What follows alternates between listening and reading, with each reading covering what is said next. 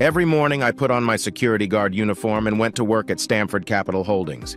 Every morning, my wife kissed me goodbye, wishing I had more ambition. Neither of us admitted our secrets. Hers was an affair.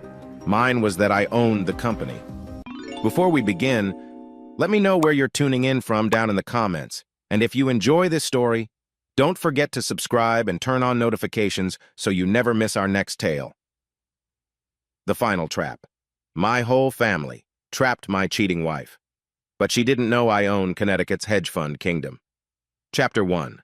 The smell of charcoal and hickory smoke drifted across our backyard that Saturday afternoon in June, mixing with the sweet scent of Bailey's famous potato salad and the sound of my daughter's laughter. I stood at the grill, spatula in hand, watching Riley steal a chip from the bowl while Isla tried to distract her mother. These were the moments I lived for: simple, perfect, real. "Dad, you're burning the burgers again," Riley called out, her 16-year-old voice carrying that perfect blend of teenage sass and genuine affection that only daughters can master.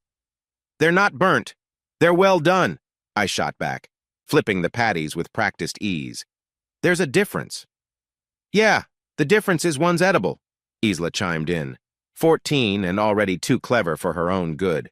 She got that from her mother, that quick wit that could cut you down and build you back up in the same breath.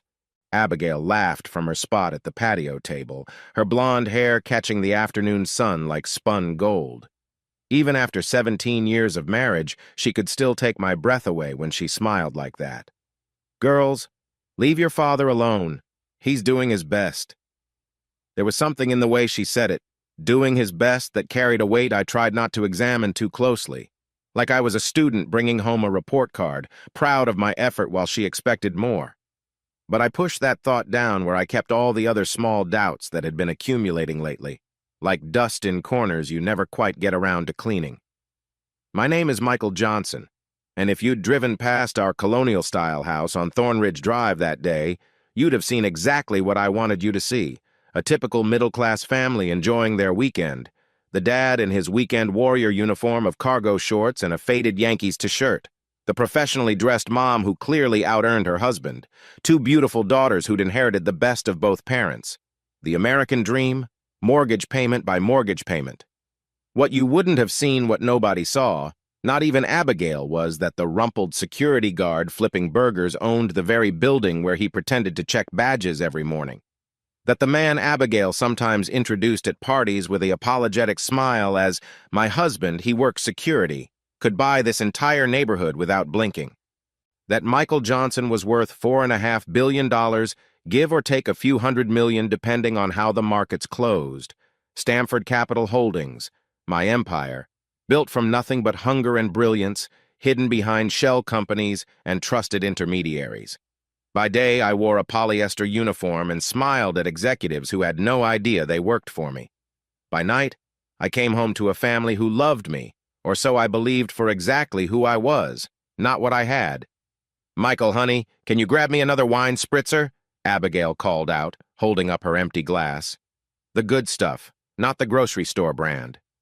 "The grocery store brand is perfectly fine," I said, but I was already heading inside to get the bottle she'd pointed out at the liquor store last week. $28 for something that would be gone in an evening. She'd rolled her eyes when I'd hesitated at the price.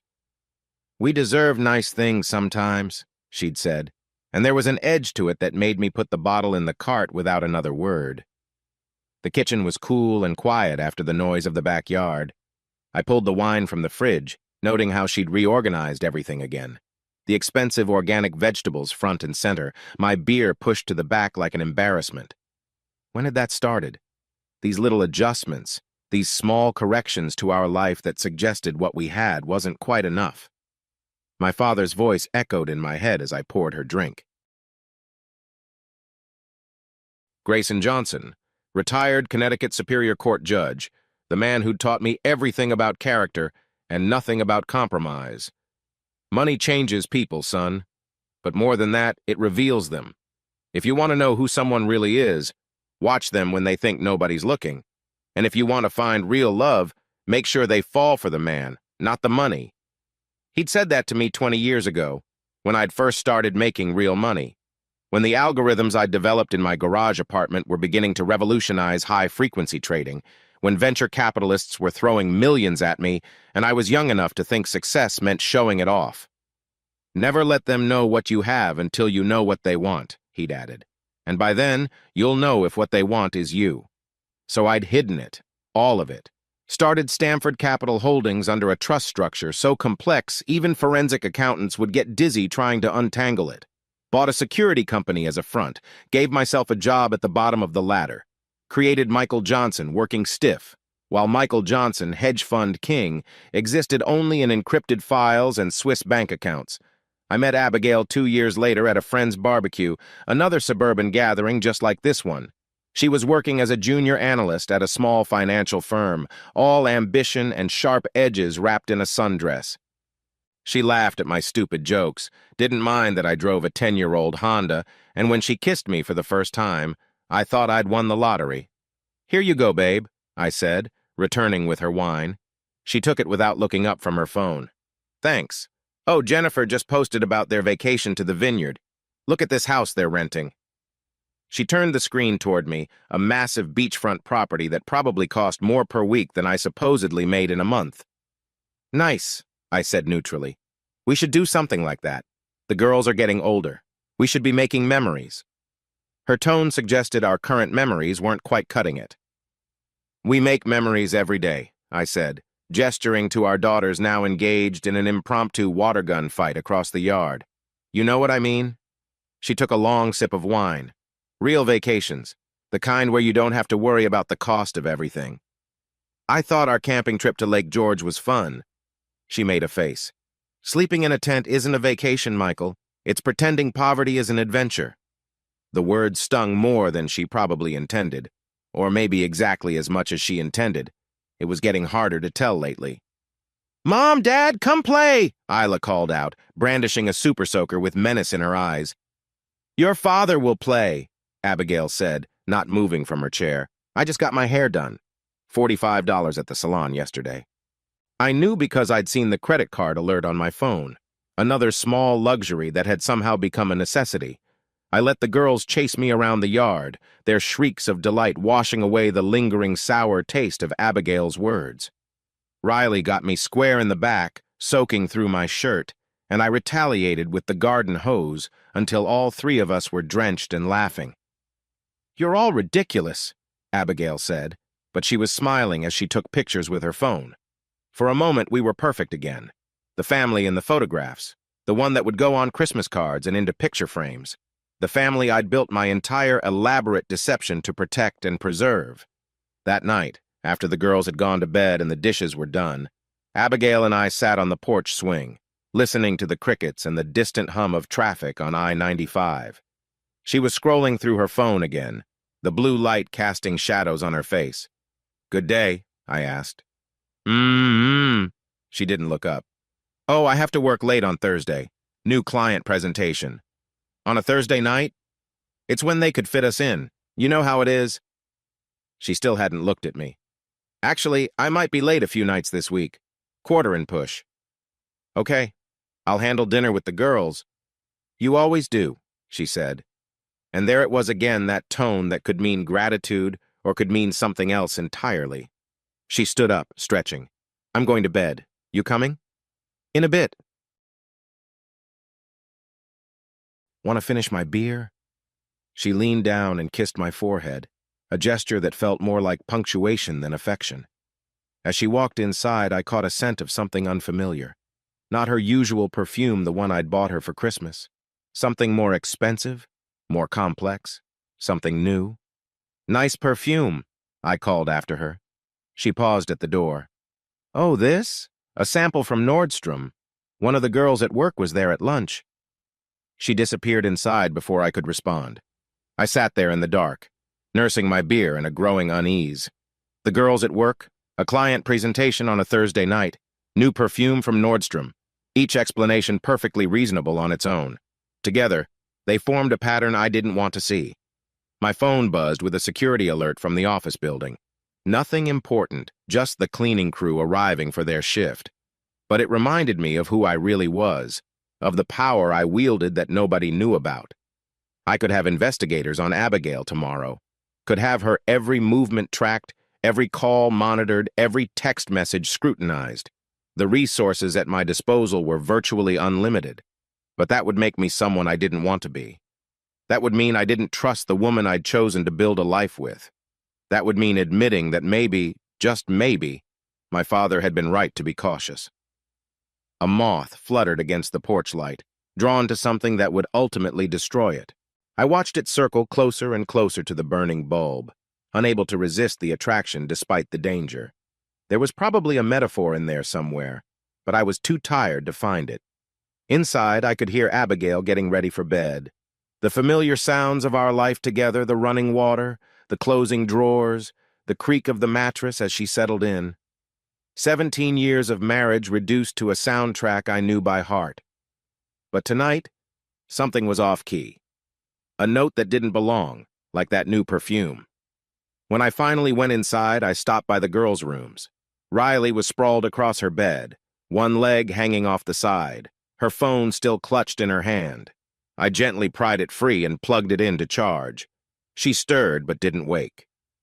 Ela had fallen asleep with a book on her chest, her reading light still on. I marked her page, turned off the light, and pulled her blanket up to her chin. These were my treasures. These two girls who still thought their dad was a hero, even if he was just a security guard. Who didn't care that we couldn't vacation in Martha's Vineyard, or that their mom had to shop sales for their school clothes. Who loved me for my bad jokes and my burnt burgers, and my willingness to be the villain in their water gun wars. I stood in the hallway between their rooms, listening to them breathe, and made a promise to myself. Whatever was happening with Abigail, whatever that new perfume meant or didn't mean, I would protect them. They would never have to know that their perfect family was built on a foundation of lies mine, and possibly their mother's. In our bedroom, Abigail was already asleep, or pretending to be. She'd taken her usual side of the bed but had turned away from my side, a wall of her back greeting me. The new perfume lingered in the air, foreign and expensive, like a ghost of someone I didn't know. I lay there in the dark, staring at the ceiling fan making its slow rotations, and thought about the security guard who checked badges and the billionaire who moved markets, about the husband who grilled burgers and the stranger who might be sharing my bed, about the perfect family in the photographs and the cracks that were starting to show. Looking back now, I realized that was the night everything started to unravel. The night the first thread pulled loose from the tapestry of our life. I didn't know it then. I was still willing to explain away the inconsistencies, to trust in the power of 17 years and 2 daughters and a shared mortgage. But that moth kept fluttering in my mind, circling closer and closer to a flame it couldn't resist. And I wondered, as sleep finally took me, which one of us was the moth and which one was the flame. I wondered if it was already too late to save us from getting burned. Little did I know that the life I treasured, the family I'd built my entire elaborate deception to protect, was already on fire. The flames were small, contained, hidden behind Abigail's perfect smile and her reasonable explanations. But fires have a way of spreading when you're not watching, and I had been too busy playing the part of the oblivious husband to notice the smoke. In her sleep, Abigail shifted, murmuring something I couldn't make out. A name, maybe. Or just a dream. I told myself it was nothing. The way I'd been telling myself a lot of things were nothing lately. The new perfume was nothing. The late nights were nothing. The way she looked at me sometimes, like I was a disappointment she was learning to live with, was nothing. But nothing has a way of becoming something when you're not paying attention. And by the time I started paying attention, it would almost be too late. The perfect family in those photographs was about to discover just how imperfect we really were. The secret billionaire was about to learn that he wasn't the only one keeping secrets. And the moth? Well, the moth was about to find out exactly what happens when you fly too close to the flame. Chapter 2. The credit card statement arrived on a Tuesday in July, the kind of humid Connecticut afternoon where the air felt like soup and the air conditioning couldn't quite keep up. I almost didn't look at it. Abigail usually handled the bills, said it was easier that way since she understood finance. But I'd grabbed the mail on my lunch break, and something made me tear open the envelope right there in the kitchen. Charges lined up in neat rows, most of them familiar.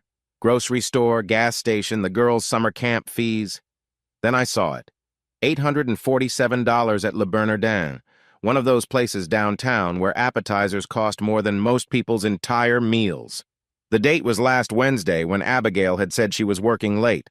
My first thought wasn't suspicion, it was confusion. Had she forgotten to tell me about a client dinner? I pulled out my phone to text her, then hesitated. Something in my gut, that same instinct that had made me millions reading market patterns before anyone else, told me to wait. "Hey, babe," I said when she got home that evening, keeping my voice casual as I helped her with her laptop bag. "How was your day?" "Exhausting." She kicked off her heels with a sigh. "Back-to-back meetings, and Thompson wants the quarterly projections redone. Again." "Sounds rough. Did you at least get a decent lunch?" "Grabbed a salad at my desk. You know how it is." She was already heading upstairs to change, not looking at me. The lie slid out of her mouth as easily as her shoes slid off her feet. I stood there holding her laptop bag, feeling something cold settle in my stomach. It wasn't the money. I had more money than she could spend in 10 lifetimes. It was the ease of the deception, the way she didn't even hesitate. "Dad, can you help me with my algebra?" Isla appeared at my elbow, workbook in hand. "Sure, sweetheart." I pushed the credit card statement into my pocket. "Let's take a look." We sat at the kitchen table, Isla chewing her pencil as she worked through quadratic equations. But my mind kept drifting to that charge, to Abigail's casual lie. Had there been other lies I'd missed? Other charges I hadn't noticed? "Dad, you're not even looking," Isla complained. "Sorry, baby. Just thinking about work stuff." She gave me the look teenagers perfect around 14, the one that says they know you're full of it, but they're going to let it slide. "Is everything okay? You and Mom have been weird lately." "Everything's fine. What do you mean, weird?" She shrugged, that infuriating teenage gesture that could mean anything or nothing. "I don't know. Just different. Like you're both being extra polite or something. Out of the mouths of babes." I hadn't realized the girls had noticed the growing distance between Abigail and me, the way our conversations had become transactions, our kisses perfunctory. "Your mom and I are just busy with work. Summer's always hectic." "If you say so." She turned back to her homework, but not before I caught the worry in her eyes. That night, I waited until Abigail was in the shower to do something I'd never done in 17 years of marriage. I looked at her phone. She'd left it on the dresser, face down when had she started doing that, and my hands shook as I picked it up. Her passcode had always been our anniversary date. I typed it in. Incorrect. My heart hammered as I tried Riley's birthday, then Isla's. Both wrong. On the third failed attempt, the phone locked me out for a minute. I set it down exactly where I'd found it, my chest tight with more than just the guilt of snooping. When had she changed her passcode? And why? The next few weeks, I turned into someone I didn't recognize. The security guard who smiled and nodded at everyone became a detective in his own home. I started paying attention to things I'd ignored before. The way Abigail would step out to take certain calls. How she'd angle her laptop screen away from me when she was working on the couch. The new clothes that appeared in her closet designer labels she'd never splurged on before. "That's a nice dress," I commented one morning as she got ready for work. It was a deep blue wrap dress that probably cost more than my supposed weekly paycheck. "This? I've had it forever." She smoothed down the obviously new fabric. "You just never notice what I wear." Another lie, delivered with just enough accusation to put me on the defensive. I was starting to recognize the pattern. Lie, deflect, attack. Make me feel guilty for even asking. Bennett called me that afternoon. My older brother, the successful corporate lawyer who actually deserved his success, unlike his security guard brother who was playing an elaborate game of pretend. "Want to grab a beer tonight?" he asked. "Haven't seen you in weeks." "Can't. Abigail has a thing, so I'm watching the girls." "Another thing. She's been having a lot of things lately." I didn't answer, but Bennett had always been able to read my silences. "Mike, is everything okay?" "Everything's fine. You're a terrible liar. Always have been." "Remember when you tried to convince Mom you didn't break her vase?" That was 35 years ago. And you're still just as bad at it. Look, if you need to talk. I know. Thanks, Ben. After I hung up, I sat in my car in the parking garage of the building I secretly owned, watching executives I secretly employed hurry to their luxury vehicles, and wondered how I'd ended up here. The master of deception, deceived in his own home, the billionaire who could buy anything except his wife's honesty. That Saturday, our neighbor Joan stopped me as I was mowing the lawn. Yes, I mowed my own lawn, another part of the working-class theater I perform daily. Michael, I thought that was you I saw at Cafe Remy yesterday. I shut off the mower. Must have been someone else. I was at work. Oh, how silly of me. Though I could have sworn. Well, it looked just like you, having coffee with some blonde woman. She laughed. Your doppelganger was quite the gentleman, very attentive. My blood chilled. Blonde woman? Very pretty, professional-looking. They seemed quite friendly. Joan's eyes glittered with the malicious joy of someone who thinks they have gossip. Definitely wasn't me. I was checking badges and signing for deliveries all afternoon. Of course, my mistake. Though you should find this twin of yours, he has excellent taste in restaurants. As she walked away, I stood there gripping the mower handle until my knuckles went white. Abigail, at Cafe Remy, with someone who looked enough like me that Joan did a double take. Which meant, what? That she was meeting with someone in broad daylight, in public, in our own neighborhood? That evening, I watched Abigail across the dinner table as she chatted with the girls about their plans for the upcoming school year. She looked beautiful in the fading sunlight streaming through our dining room windows. Beautiful and utterly foreign, like someone wearing a perfect mask of my wife's face. Earth to Dad, Riley said, waving her hand in front of my face. I asked if you could drive me to Sarah's tomorrow. Sure, honey. What time? 2-ish? We're going to the mall. The mall on a Sunday? Abigail interjected. It'll be so crowded. That's kind of the point, Mom. Everyone will be there. When I was your age, we hung out at the park, not shopping centers. When you were my age, they'd just invented the wheel, Riley shot back with a grin. Very funny. Your father's the old one in this relationship. 5 years older isn't exactly ancient, I said. Might as well be. But she smiled when she said it, and for a moment, she was my Abigail again. The one who used to tease me about my creaking knees and my dad jokes, but with love behind it, not the sharp edges I'd been feeling lately. After dinner, I helped with dishes while Abigail supervised the girls' chores. Normal, domestic, peaceful. The kind of evening thousands of families across Stamford were having. But underneath the normalcy, I was drowning. I needed to know. The not knowing was eating me alive, making me suspicious of every word, every gesture, every moment she was out of my sight. But I also didn't want to know because knowing would mean admitting that this perfect life I'd built was crumbling. The next day, after dropping Riley at the mall, I made a decision. I drove to a part of Stamford I rarely visited as Michael Johnson, security guard the business district where Stamford Capital Holdings kept a discreet office. I used my real key card for the first time in months, nodding at the weekend security guard who had no idea he was looking at his ultimate boss. My office was exactly as I'd left it, austere, professional, with a view of the Long Island Sound. I sat at my desk and made a call I'd hoped I'd never have to make. Davidson Investigations, a gruff voice answered. Tom, it's Michael Chen. My real name, or at least the one I used for business. Mr. Chen, been a while. What can I do for you? Tom Davidson had done corporate investigations for my firm, background checks on potential partners, due diligence that had saved me millions. He was discreet, thorough, and expensive. I need you to look into someone for me. Personal matter.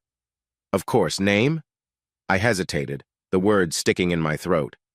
Once I said them, there was no taking them back. Abigail Johnson, I couldn't say wife, not to Tom, who didn't know Michael Chen was married. Someone I'm involved with. I see.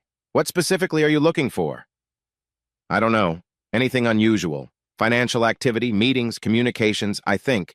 I think she might be seeing someone else. I'm sorry to hear that. I'll need some basic information to get started. I gave him what he needed, careful to maintain the fiction that I was Michael Chen looking into a girlfriend. not Michael Johnson investigating his wife. The whole conversation took 10 minutes, but I felt like I'd aged 10 years. On the drive home, I stopped at the grocery store, the expensive one Abigail liked, and bought ingredients for dinner. Salmon, asparagus, that overpriced wine she favored. If our marriage was ending, at least I could try to save it first. Maybe I was wrong. Maybe the receipts and the perfume and the lies all had innocent explanations. When I got home, Abigail's car was in the driveway, but she wasn't in the house. I found her in the backyard on her phone, pacing by the garden she'd insisted on planting but never maintained. "I have to go," she said quickly when she saw me. "Michael's home." She ended the call and slipped the phone into her pocket. "You're back early." "Thought I'd make dinner. Salmon okay?" "Oh, that's sweet, but I actually have to go out, remember? Book club is tonight." I didn't remember because she'd never mentioned it, but I nodded anyway. "Right, book club. We're discussing that new thriller everyone's talking about. The one about the woman who finds out her husband is lying to her." She said it with a straight face, and I couldn't tell if the irony was intentional. "Sounds interesting." It is. She spends the whole book trying to figure out what he's hiding. But the twist is that she's keeping an even bigger secret. She kissed my cheek, that same perfunctory peck that had replaced real affection. "Don't wait up." After she left, I stood in our kitchen, surrounded by expensive ingredients for a dinner we wouldn't share, and thought about secrets, about the Swiss bank accounts and the Cayman Island holdings, about board meetings I attended via encrypted video while pretending to be on bathroom breaks, about the fortune I'd amassed that could buy us 100 houses like this one, but also about her secrets. The calls she took in private, the dinners she didn't mention, the perfume that wasn't a sample from Nordstrom I'd checked, and they didn't carry that brand. I cooked the salmon anyway, set the table for 3, and called the girls down for dinner. "Where's Mom?" Isla asked. "Book club." Riley and Isla exchanged a look I couldn't quite read. "What?" I asked. "Nothing," Riley said quickly. "It's just, Mom doesn't read." "Of course she reads." "Name the last book you saw her with," Isla challenged. I opened my mouth, then closed it. When was the last time I'd seen Abigail with a book? She was always on her phone or her laptop, but a book? "People can start new hobbies," I said weakly. "Sure, Dad." Riley's tone was gentle, like she was the parent and I was the child who needed protecting from harsh truths. We ate in relative silence, the empty 4th chair at our table feeling like an accusation. After dinner, the girls disappeared to their rooms, and I sat alone at the kitchen table with my laptop, doing something I'd promised myself I wouldn't do, investigating my own wife. Her social media was carefully curated, all family photos and inspirational quotes. But I noticed something. In recent photos, she'd started cropping me out or choosing ones where I was in the background, out of focus. When had that started? Her LinkedIn showed regular activity, connections with people I didn't recognize, endorsements for skills I didn't know she had. One name kept appearing in her interactions, Dominic Martinez, trader at Preston Securities. They'd apparently attended several of the same professional events. His profile photo showed a handsome man in his late 30s, all white teeth and confident smile. I stared at his face on my screen, this stranger who might or might not be destroying my marriage, and felt something cold and hard crystallizing in my chest. Not jealousy, not yet, because I didn't know anything for certain, but determination. My phone buzzed. A text from Tom Davidson. "Preliminary info tomorrow. Can you meet?" I replied that I could, then deleted the entire conversation. I was getting good at keeping secrets. But then, I'd had 17 years of practice. The question was, how long had Abigail been practicing? That night, she came home at 11:47. I know because I was awake, staring at the clock, timing how long a book club could reasonably last. She slipped into bed quietly, smelling of wine and that new perfume and something else cigarette smoke, though she didn't smoke. "How was book club?" I asked in the darkness. "Fine. Interesting discussion." "What did you think of the ending?" A pause. "I don't want to spoil it for you." "I'm not going to read it." "Well, the husband turned out to be exactly who everyone thought he was. Just a regular guy hiding a regular secret. Nothing special. Her words hung in the air between us. Was that what she thought of me? Just a regular guy with nothing special to offer? If only she knew the truth. But then again, maybe that was the point. Maybe I'd hidden myself so well that even my wife couldn't see who I really was. "Good night, Michael," she said, turning away from me. "Good night, Abby." "It's Abigail," she corrected, something she'd been doing more often lately. Abby sounds like a child's name. Another small rejection, another tiny cut. They were adding up, these wounds, bleeding me dry one drop at a time. I lay there listening to her breathe, wondering if she was really asleep or just pretending, the way we were both pretending everything was fine. Tomorrow I would meet with Tom Davidson. Tomorrow I would start getting answers. But tonight, I was just a man lying next to a stranger who wore his wife's face, wondering when love had turned into this careful choreography of lies. Wondering if it had ever been love at all, or if we'd both been acting so long we'd forgotten what was real. The moth and the flame, circling each other in the darkness, neither willing to admit we were already burning. Chapter 3. Tom Davidson looked exactly like what he was, an ex-cop turned private investigator who'd seen too much and trusted too little. We met at a diner in Norwalk, far enough from Stamford that I wouldn't run into anyone I knew. He was already in a back booth when I arrived, coffee black, eggs over easy, watching the door with cop eyes that never really went off duty. "Mr. Chen," he said, half standing to shake my hand. "Wish we were meeting under better circumstances." I slid into the booth across from him. The vinyl squeaked under my weight, and I was hyper-aware of my security guard uniform. I'd come straight from my shift, maintaining the lie even here. "What do you have for me?" He pulled out a tablet, discreet and professional. "Your instincts were right. She's seeing someone." The words hit like a physical blow, even though I'd known they were coming. Knowing something in your gut and having it confirmed are two different kinds of pain. "His name is Dominic Martinez," Tom continued, swiping to show me a photo. The same confident smile from LinkedIn, but this time his arm was around my wife's waist. They were standing outside a restaurant I recognized Le Bernardin, where that $847 charge had come from. When was this taken? Last Wednesday. They arrived separately but left together, spent 2 hours and 14 minutes inside. 2 hours and 14 minutes. While I was heating up leftover spaghetti for the girls, my wife was having an $800 dinner with another man. Tom swiped again. Another photo. Abigail and Dominic in a parking garage, embracing.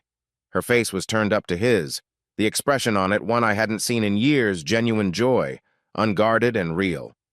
This was yesterday afternoon. The parking garage at 300 Atlantic Street, yesterday, when she'd said she was showing properties to a client. Another lie added to the pile. "There's more," Tom said quietly. "They've been meeting regularly for about 3 months. Hotels, mostly.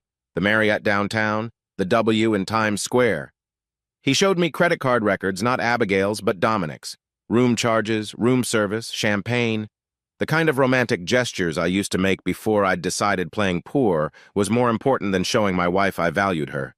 No, I stopped myself. This wasn't my fault. Having less money wasn't an excuse for betrayal. What else do you know about him? Dominic Martinez, 37, divorced last year. Works at Preston Securities as a trader, makes about $400K annually. Drives a leased BMW, lives in a condo he can barely afford, and has a reputation for dating married women. A reputation? This isn't his first rodeo. The ex-wife cited infidelity in the divorce papers. Apparently he likes the challenge, the secrecy, and... Tom hesitated. What? He's been bragging to his friends about it. About her. Says she's loaded, that her husband is some nobody who doesn't appreciate what he has. The irony of it burned. Abigail thought she was trading up from a security guard to a successful trader, when in reality she was downgrading from a billionaire to a mid-level con artist who couldn't even buy his BMW outright. "There's something else you should know," Tom said, pulling up another document. "She's been moving money. Small amounts, nothing that would trigger alerts, but consistent. About $30,000 so far, transferred to an account that only has her name on it. $30,000. Not much in the grand scheme of things. I made that much in interest in a single day. But it wasn't about the money. It was about the planning, the preparation. She was building an exit strategy. Can you keep monitoring them? I asked. Of course, but Mr. Chen. Michael, what's your endgame here? In my experience, once it's gotten this far, there's no going back. I thought about Isla asking if everything was okay, about Riley's knowing looks, about the empty chair at our dinner table. I need to know everything. How far this goes, what she's planning, what he wants. I have children to protect. Tom nodded. I understand. I'll keep digging. But you should talk to a lawyer, start protecting your assets. My assets. If only he knew. I will. And Tom, I need you to look into something else. Any connections between them and unusual financial activity. Anything that seems off. You think they're planning something? I think a woman who would cheat on her husband and steal money might be capable of anything. Driving home, I felt like I was drowning in ironies. My wife was cheating on me with a man who made in a year what I made in a day. She was stealing thousands while sitting on millions she didn't know existed. She was lying to a man who'd built his entire life on one enormous lie. I pulled over at a rest stop and called Bennett. I need to tell you something, I said as soon as he answered. Can you meet me? Now? It's the middle of the day. It's important. Mike, you're scaring me. Are you okay? No, I admitted. I'm not okay. I haven't been okay for a while. We met at a small pub in Greenwich, the kind of place where businessmen made deals and no one asked questions. Bennett was already there when I arrived, still in his expensive suit from whatever corporate battle he'd been fighting. Jesus, Mike, you look like hell. Thanks. You always know just what to say. What's going on? I took a deep breath. This was it, the moment I'd been avoiding for 20 years. I need to tell you something about my job, about who I really am. Bennett laughed. What, are you secretly Batman? In a way. I pulled out my phone and showed him my real bank statement. Not the fake one I'd created for Abigail, but the real one. The one with 9 figures. Bennett stared at the screen, then at me, then back at the screen. This is a joke. Stamford Capital Holdings. I own it. I built it. The security guard thing is just a cover. You're serious. Dead serious. You're worth... He couldn't even say the number. About $4.5 billion depending on the market. Bennett drained his beer in one long pull. I need something stronger. He flagged the waitress. Whiskey. Double. Actually make it a triple. I'm sorry I didn't tell you sooner. 20 years. You've been lying to me for 20 years. Not lying, just omitting. That's lawyer speak, and I'm the lawyer here. But he was smiling slightly. Does Abigail know? No. That's the other thing I need to tell you. I pulled up the photos Tom had given me and slid my phone across the table. Bennett's expression darkened as he swiped through them. That bitch. Ben. No, Mike, don't defend her. She's cheating on you while you're... Christ, you could buy and sell this guy 1,000 times over. She doesn't know that. Doesn't matter. You're her husband, the father of her children. And she's... He gestured at the phone in disgust. I need your help, I said. Not as my brother, as my lawyer. You want a divorce? I want to protect my children, and I want to know what she's planning. She's been moving money, meeting with this guy in secret. I think there's more to it than just an affair. Bennett's lawyer brain kicked in. I could see it in his eyes. You think she's planning something? I don't know. Maybe. The PI I hired says Dominic has a history of this. Dating married women, I mean. Could be a setup. He seduces her, she divorces you, they split whatever she gets in the settlement. Except she won't get much if I'm just a security guard. Unless she knows about the money. She doesn't. She can't. Are you sure? Was I? I thought about all the times she'd complained about money lately, all the hints about wanting more. If she knew about my fortune, would she be trying to leave or trying to get a piece of it? We need to be careful, Bennett said, shifting into lawyer mode. Document everything. Every lie, every meeting, every penny she moves. If this goes to court, I don't want it to go to court. I don't want the girls to suffer. Mike, she's already making them suffer. They know something's wrong. He was right. Riley's knowing looks, Isla's worried questions, they were already casualties of their mother's choices. "There's a family dinner Sunday at Mom and Dad's," Bennett said. "You need to tell them. Tell them their daughter-in-law is cheating on me. It'll kill Mom. Tell them the truth. All of it. The money, Abigail, everything. We're family. We protect each other." Sunday came too fast. I stood outside my parents' house, the same colonial I'd grown up in, watching through the window as my family gathered around the dining room table. Mom had made her famous pot roast. Dad was opening wine. Maria was helping Dean with something on his phone. Normal, comfortable, safe. Inside, Abigail was laughing at something Dad said, playing the perfect daughter-in-law. She'd been extra affectionate that morning, even suggested we have a date night soon. The whiplash of her mood swings was giving me emotional vertigo. "Can I talk to you all about something?" I said during a lull in conversation. "Without Abigail and the girls?" My wife's head snapped up. "What's this about?" "Just some family business stuff. Dad's been asking me to look at some investments." The lie came easily. I was getting good at them. "Abigail bought it, or pretended to." "I'll take the girls for ice cream," she offered, surprising me. "Give you all time to talk." After they left, I sat my family down and told them everything. The money, the deception, Abigail's affair. I showed them the photos, the evidence, laid out my entire double life like a confession. My mother cried. My father's jaw clenched so tight I thought he might crack a tooth. Maria cursed in Spanish. She only did that when she was truly furious. Dean just stared at me like I'd grown a second head. $4.5 billion, he finally said. Billion with a B? Yes. "And you work as a security guard?" "Yes." "That's the dumbest thing I've ever heard." "Dean!" Mom scolded. "What? It is.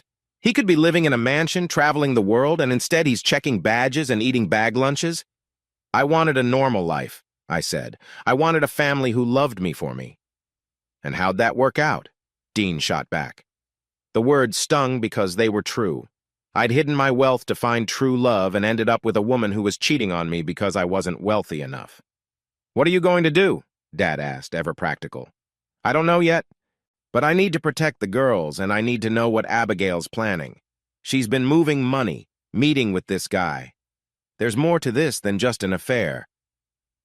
"You think she's going to try something?" Maria asked. "I think a woman who would lie this extensively is capable of anything." We talked for hours, strategizing, planning. Mom insisted on being the one to watch the girls if anything happened. Dad offered to have Abigail investigated by his old colleagues from the court. Maria wanted to confront her right then, and there had to be physically restrained by Bennett. "We need to be smart about this," Bennett kept saying. "One wrong move and she could take half of everything, including custody of the girls." "She's not taking my granddaughters," Mom said with steel in her voice I'd rarely heard. "Over my dead body." By the time Abigail brought the girls back, we'd formed our plan. I would keep gathering evidence. Bennett would quietly prepare divorce papers. The family would watch and wait, ready to support me when the time came. "Everything okay?" Abigail asked, noting our serious expressions. "Just talking about Dad's retirement portfolio," I lied. "Boring stuff." She kissed my cheek, that same perfunctory peck. "You're such a good son, helping with that." Riley caught my eye over her mother's shoulder. She knew something was up. She always knew. My brilliant, perceptive daughter who deserved better than a mother who would betray her family for a mid-level trader with a leased BMW. That night, I lay in bed next to my wife, this stranger I'd once loved, and thought about the recording equipment Tom Davidson was installing in our house tomorrow while Abigail was at work. Hidden cameras in the clock, the smoke detector, audio recorders in the car. It felt wrong, spying on my own wife. But then I thought about those photos. Her face turned up to Dominic's, the joy in her expression that I hadn't seen in years. I thought about the money she was stealing, the lies she was telling, the future she was planning without me. The moth had flown too close to the flame. Now it was time to see just how badly she would burn. Chapter 4. I became a method actor in my own life, playing the role of the oblivious husband with Oscar-worthy dedication. Every morning I kissed Abigail goodbye like nothing was wrong. Every evening I asked about her day and listened to her lies with practiced interest. I laughed at her jokes, complimented her outfits, even apologized for being distant lately, claimed work stress was getting to me. "You have been a bit off," she said one morning, adjusting my collar with wifely concern that felt like sandpaper on my skin. "Maybe you should consider looking for a better job, something with less stress and better pay." The irony almost made me laugh. If only she knew that my stressful security guard job was a voluntary role I played while managing billions in assets between bathroom breaks. "Maybe you're right," I said instead. "I'll look into it." "Good." She patted my chest. "I just want what's best for us." Us.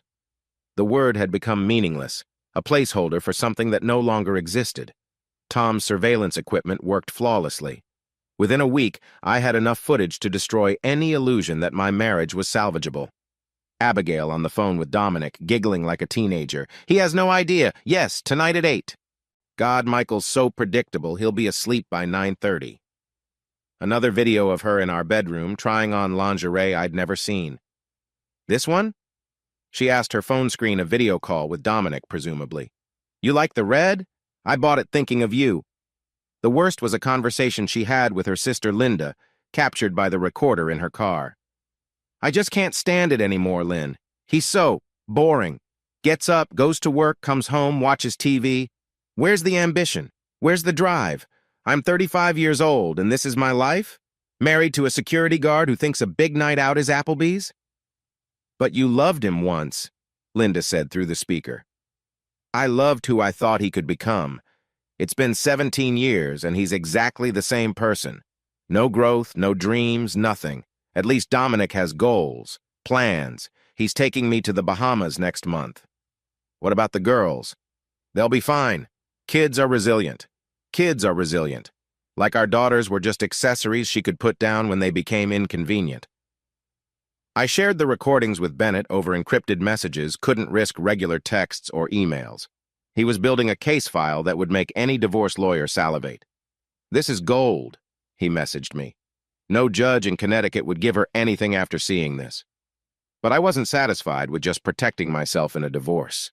Something bigger was coming. I could feel it in the pattern of Abigail's behavior. The money she was moving had increased, now up to $50,000, according to Tom's latest report. And she'd been asking strange questions about our life insurance policies, our home insurance, even casually wondering about the value of my father's supposed coin collection. "Does your dad still have all those old coins?" she'd asked over dinner one night. "I think so. Why?" "Just curious. They must be worth something by now. You should make sure they're properly insured. I'll mention it to him." She was cataloging assets, I realized, making a list of everything she thought had value. But why? The answer came 2 weeks later. I was at work, my real work, not the security guard charade, when my phone buzzed with an alert from the home security system. Motion detected in my study at 2:47 p.m. Abigail should have been at work. The girls were at school. I pulled up the camera feed on my phone and watched my wife carefully photographing documents in my study. Bank statements, the fake ones I'd created, insurance policies, even our tax returns. She was building a financial profile, documenting everything she could find. Then she did something that made my blood run cold. She opened the bottom drawer of my desk, the one I'd told her contained old family photos, and pulled out the emergency cash I kept there. About $5,000 in hundreds, my earthquake fund, as I called it. She counted it, photographed it, then put it back. But not all of it. She slipped 10 bills into her purse. $1,000 gone. Small enough that I might not notice, large enough to matter to someone planning something. I called Tom immediately. "She's documenting assets and stealing cash. What's the play here?" "Could be planning to clean you out before filing for divorce," he said. Or what? "Had a case once where the wife staged a robbery, insurance fraud, blamed it on burglars, walked away with the payout. A staged robbery. It fit Abigail's new pattern perfectly. She'd get the insurance money, maybe grab whatever cash and valuables she could, then file for divorce claiming I was an inadequate provider who couldn't even protect our home." "Can you get eyes on Dominic?" I asked. Already on it. He's been making some interesting purchases. Ski masks, gloves, a crowbar. Either he's planning a very specific Halloween costume or your wife's got him playing burglar. The pieces were falling into place. Abigail and her lover were going to rob our house, and make it look like a break-in. It was almost poetic in its stupidity. She was going to steal from a billionaire while thinking she was robbing a security guard. That night, I made my own preparations. I went to one of my safe deposit boxes, one of many Abigail didn't know about, and withdrew $2 million in cash and a collection of gold bars worth another $1 million. I brought them home in a nondescript gym bag and made a show of putting them in the safe in my study. "What's all that?" Abigail asked, appearing in the doorway with practiced casualness. "Oh, just some stuff from my dad. He's paranoid about banks failing, wanted me to hold on to some of his savings." Her eyes lit up like Christmas morning. "How much?" "I don't know, maybe 100,000? Mostly old bills and some gold coins he collected. I'll need to update our insurance." "Definitely," she agreed, already calculating. "You should do that tomorrow." I made the call to our insurance company the next morning, making sure Abigail heard every word. Increased our coverage to include the valuable collection in the safe. The policy would take effect in 1 week. A week later, almost to the hour, Abigail suggested something unusual. "Why don't you take the girls to see that new Marvel movie Saturday night? Have some father-daughter time? I'm exhausted and just want to sleep." Saturday night, when the house would be empty except for her. "That sounds nice," I agreed. "The 8 o'clock showing?" "Perfect. Maybe grab dinner first. Make a real night of it." She was practically glowing with anticipation. My wife was excited about robbing me. I called a family meeting at Bennett's house. Everyone came: my parents, Maria, Dean, even Bennett's wife, Sarah, who was a former prosecutor and had been filled in on the situation. "This Saturday," I announced, "she's making her move." I laid out the plan. I would take the girls out as requested, but Bennett would double back to watch the house. My father would be parked down the street with a camera. Maria would be recording from the house across the street. She'd made friends with the neighbors specifically for this purpose. "What about the police?" my mother asked. "Officer Alvarez is a friend," I said. "Former Marine, used to do security for my company. He'll be on standby." "And the girls?" Mom's primary concern, always. "They won't be there, but—" I hesitated. This was the hard part. "They need to know something's going on. They're too smart to be completely in the dark." "You can't tell them their mother is planning to rob their own house," Mom protested. "Not the details, but they need to be prepared for changes. Riley especially, she's been watching us, knows something's wrong." We debated for hours, finally agreeing that I would tell the girls that their mother and I were having problems, that things might change soon, but that they were loved and would be protected no matter what. That conversation, 2 nights before the planned robbery, was one of the hardest things I'd ever done. "Are you and Mom getting divorced?" Isla asked directly, her 14-year-old eyes already wet with tears. "I don't know, baby. Maybe." "Is it because of that man?" Riley asked quietly. My heart stopped. "What man?" "I saw her at the Starbucks on High Ridge. She was with someone. They were holding hands." My 16-year-old daughter had known about the affair before I did. The guilt of what I'd put her through, making her carry that secret, was almost unbearable. "Why didn't you tell me?" I asked gently. I hoped I was wrong, or that it would stop. I didn't want to break up our family." I pulled both girls into my arms. "Listen to me. Nothing that's happening is your fault. Nothing. Your mom and I have adult problems that have nothing to do with you. Whatever happens, you're my priority. Always." "Will we have to choose?" Isla whispered. "No, never. I'll make sure of that." Saturday arrived gray and humid, the kind of Connecticut summer day where the air felt heavy with pending storms, fitting weather for what was about to happen. At dinner, a tense affair where Abigail kept checking her phone, I made the announcement. "So, movie tonight, who's excited?" "Can we get popcorn?" Isla asked. "The biggest bucket they have." "With extra butter?" "Don't push it," I laughed, but it felt hollow.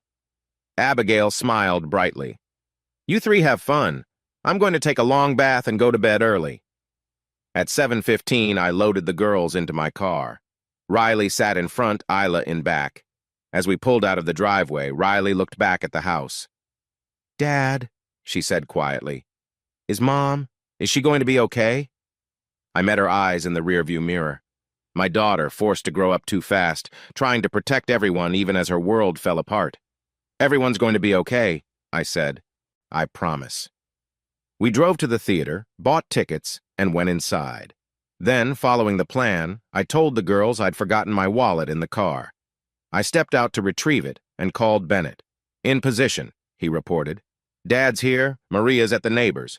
Tom just texted Dominic's on the move." "And Alvarez?" "3 blocks away, ready to roll." I went back inside to my daughters, bought them their giant popcorn, and settled in to watch superheroes save the world while my own world prepared to explode. Halfway through the movie, my phone buzzed. A text from Bennett. "It's happening." I squeezed Riley's hand. She squeezed back, understanding without words that our life as we knew it was ending. But sometimes things need to end before they can begin again. And sometimes, the person you trust most becomes the villain in your story. The only question now was whether I'd play the victim or the hero. As Iron Man flew across the screen, I made my choice. I wasn't going to be the victim in this story. I was going to be the one who protected his family, who exposed the truth, who made sure justice was served. The moth had built her web of lies, thinking she was the spider. She was about to learn that she'd been flying toward the wrong flame all along. The trap was set. All that remained was to spring it. Chapter 5. The law offices of Brennan, Fitzgerald, and Associates occupied the entire 32nd floor of a glass tower in downtown Stamford, a building I technically owned through 3 shell companies, though attorney Richard Brennan had no idea his landlord's landlord was sitting across from him in a security guard uniform. It was early January 2019, one of those bitter Connecticut mornings where the wind cut through you like accusations you didn't want to hear. I'd taken a sick day from my job, told Abigail I had a stomach bug. She'd barely looked up from her phone when I'd mentioned it, just muttered something about not getting the girls sick. "Mr. Johnson," Brennan said, his silver hair perfectly styled despite the early hour. "I have to say, in 30 years of practicing family law, this is unique." I'd laid out everything for him, the affair, the evidence, the staged robbery that had landed Dominic in jail awaiting trial. Everything except my real net worth. As far as Brennan knew, I was just a security guard with a modest inheritance from a deceased uncle that I'd hidden from my wife. "What are my options?" I asked. "Well, Connecticut is an equitable distribution state. Given the evidence of infidelity and the attempted fraud, you're in a strong position. But—" He paused, studying the photos Tom Davidson had taken of Abigail and Dominic. "Your wife seems resourceful. Desperate people do desperate things. That's what worries me. My advice? Keep gathering evidence. Document everything. And whatever you do, don't let her provoke you into doing something that could be used against you in court." He leaned back in his leather chair. "Judges don't like angry husbands, even when they have every right to be angry." "I'm not angry," I lied. "I'm disappointed." Brennan gave me a look that said he'd heard that before. "Mr. Johnson, you're allowed to be angry. Your wife had an affair, staged a robbery, and is currently telling anyone who'll listen that she's the victim. Anger is normal." But normal had left the building months ago. Normal was when I believed my wife loved me. Normal was before I became a spy in my own home, before my 16-year-old daughter had to watch her mother commit a crime, before every family dinner became a performance. "There's something else," I said. "I think she's planning something new. She's been researching divorce lawyers online, looking up Connecticut divorce settlements. I'm worried she might try to frame me for something." Brennan's expression darkened. "Has she shown any signs of—" "She's capable of anything," I interrupted. "The woman I married wouldn't have done any of this, but that woman doesn't exist anymore. Maybe she never did." He made notes on his legal pad, his Mont Blanc pen scratching across the yellow paper. "We need to be prepared for anything. Start recording all your interactions if you haven't already. Connecticut is a 2-party consent state for recordings, but there are exceptions for protecting yourself from criminal activity. Already doing that. Good. And Mr. Johnson? Consider telling your family what's happening. You're going to need support. That evening, I sat in my parents' living room, the same room where I'd learned to walk, where I'd announced I was getting married, where I'd brought my daughters home for the first time. The oriental rug was faded now, the piano in the corner slightly out of tune, but it still felt like the safest place in the world. My father, Grayson, sat in his leather recliner, the one Mom had been threatening to replace for 15 years. At 71, he still had the bearing of the Superior Court judge he'd been, all sharp angles and careful consideration. Mom Bailey to everyone but us kids perched on the sofa, her reading glasses hanging from a chain around her neck. Bennett was there, of course, already in on the secret. Maria had driven up from New York, her dark hair now streaked with premature silver from her high-stress job as an ER physician. Dean, the baby at 32, sat cross-legged on the floor like he had as a kid, except now he was checking cryptocurrency prices on his phone instead of playing Nintendo. I need to tell you all something, I started, my voice catching. About Abigail, about my marriage, about everything. The words came out in a flood. The affair, the evidence, the staged robbery, Dominic's arrest, Abigail's lies, and finally the secret I'd kept from almost everyone for 2 decades. Stamford Capital Holdings, I said quietly. I own it. I built it. I'm worth about $4.5 billion. The silence that followed was deafening. Dean's phone clattered to the floor. Maria's mouth opened and closed like a fish. Mom reached for Dad's hand. $4 billion? Dean finally squeaked. Billion with a B? 4.5, actually, depending on the market. And you work as a security guard? Maria's voice rose an octave. Michael, what the hell? Language, Mom said automatically, then added, though I'm wondering the same thing. Dad hadn't said anything yet. He was studying me with those judge's eyes, seeing everything, revealing nothing. Finally, he spoke. You did this because of what I told you. About finding someone who loves the man, not the money. Yes. And now you found out she doesn't love either. The blunt truth of it hit like a physical blow. Yes. Mom was crying now, silent tears sliding down her cheeks. Those poor girls, Riley and Isla, do they know? Riley knows about the affair. She saw her mother during the robbery. Isla suspects something. They don't know about the money. Mierda, Maria muttered. Sorry, Mom. But Michael, this is insane. You've been lying to us for 20 years? Not lying, just omitting. That's lawyer talk, Bennett interjected, trying to lighten the mood. You knew? Maria rounded on him. For about 3 months, Mike needed legal help. The room erupted in overlapping conversations, accusations, questions. Dad's whistle, the one that used to stop us kids cold, cut through the chaos. Enough, he said. What's done is done. The question now is what we do about Abigail. She's planning something, I said. I can feel it. She's desperate, and desperate people do desperate things, Mom finished. That woman sat at my Thanksgiving table. She ate my food, called me Mom, let me love her like a daughter, and all this time. We stop her, Maria said firmly. Whatever she's planning, we stop her. How? Dean asked. I pulled out my phone and showed them the footage from our home cameras. Abigail on her laptop, researching divorce settlements. Abigail on the phone with someone, saying she needed to find another way. Abigail counting money she'd hidden in a shoebox and the closet money I was pretty sure came from our joint account. We give her rope, Dad said slowly. Let her hang herself with it. Grayson, Mom scolded. It's a metaphor, Bailey. Though in this case, he shrugged. Michael, you said she's interested in money. What if we make it clear there's more money to be interested in? That's when the plan started forming. Simple, elegant, devastating. The safe in my study, I said. She knows about it from the robbery. What if I let slip that I've come into some money? An inheritance, maybe. Cash and gold. Too much to put in the bank right away. Bait, Bennett said, catching on. Exactly. If she's planning what I think she's planning, she won't be able to resist. We spent the next 3 hours refining the plan.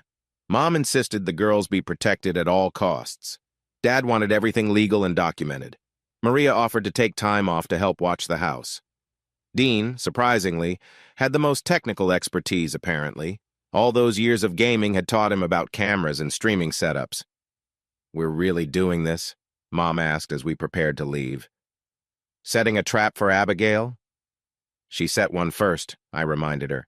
"She just didn't know who she was trying to catch." The next few weeks were an exercise in method acting. I played the devoted, oblivious husband while slowly planting seeds. A comment here about a bonus from work. A mention there of my uncle's estate finally settling. I even made a show of installing a new safe in the study, claiming the old one felt compromised after the robbery. Abigail took the bait like a starving fish. "How much did you say the bonus was?" she asked one night, trying to sound casual as she loaded the dishwasher. "About 50,000. They felt bad about the robbery, wanted to help us recover." Her eyes lit up. "That's wonderful. We should invest it." Actually, I was thinking of keeping it liquid for a while.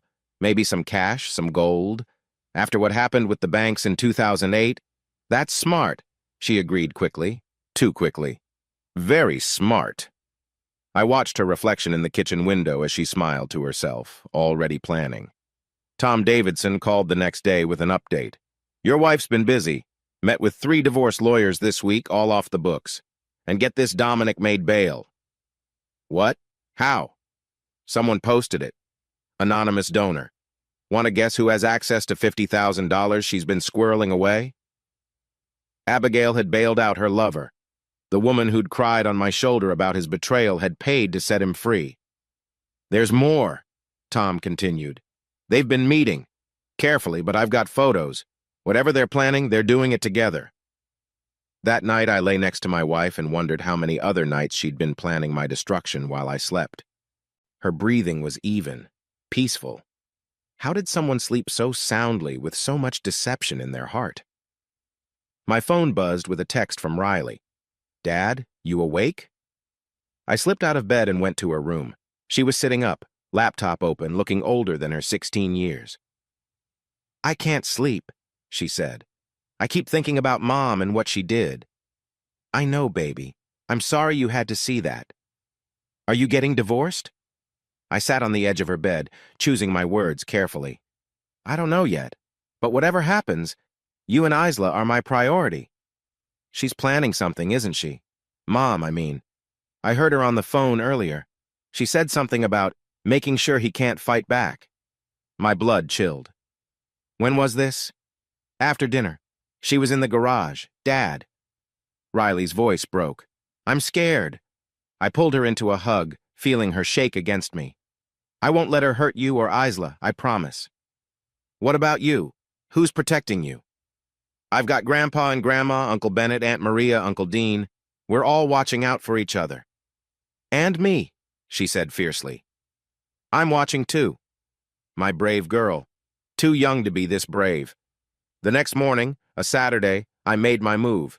While Abigail was at her yoga class, or wherever she actually went on Saturday mornings, I made a production of moving cash and gold into the new safe. I'd withdrawn $2 million in cash from one of my real accounts, plus another $1 million in gold bars.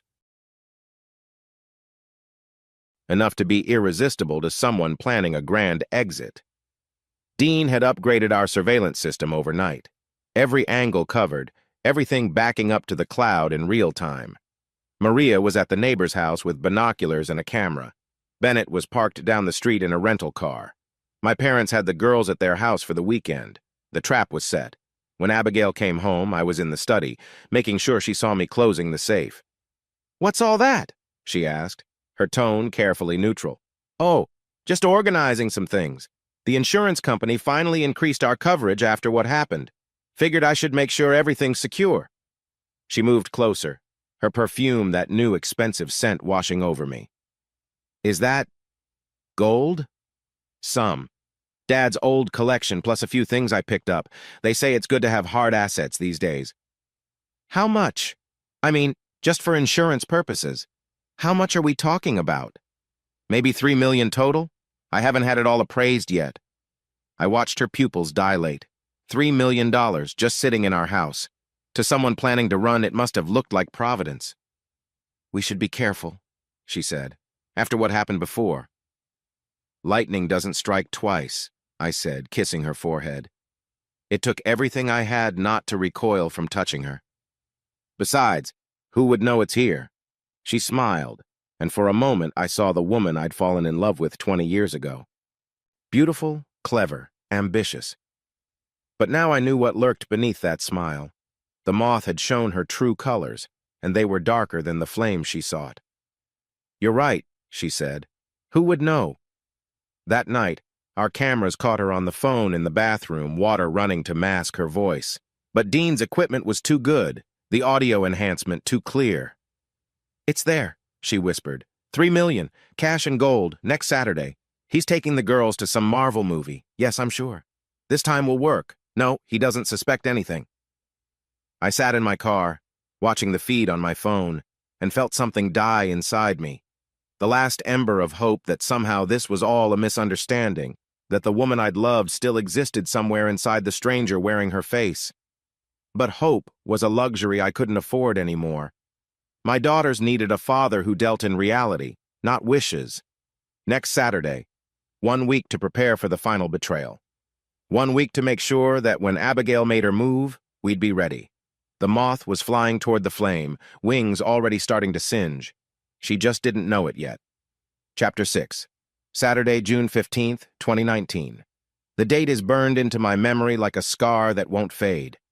The weather app promised thunderstorms later, but at 6 p.m. the Connecticut sky was still holding its breath, heavy and gray like it was waiting for something terrible to happen. "Dad, we're going to be late!" Isla called from downstairs, her voice carrying that particular 14-year-old urgency that made everything sound like a crisis. I stood in our bedroom, watching Abigail apply lipstick in the mirror. Red. She never wore red anymore, said it made her look desperate. But tonight, she painted her lips like war paint. "You sure you don't want to come?" I asked, maintaining the charade. "The girls would love to have you there."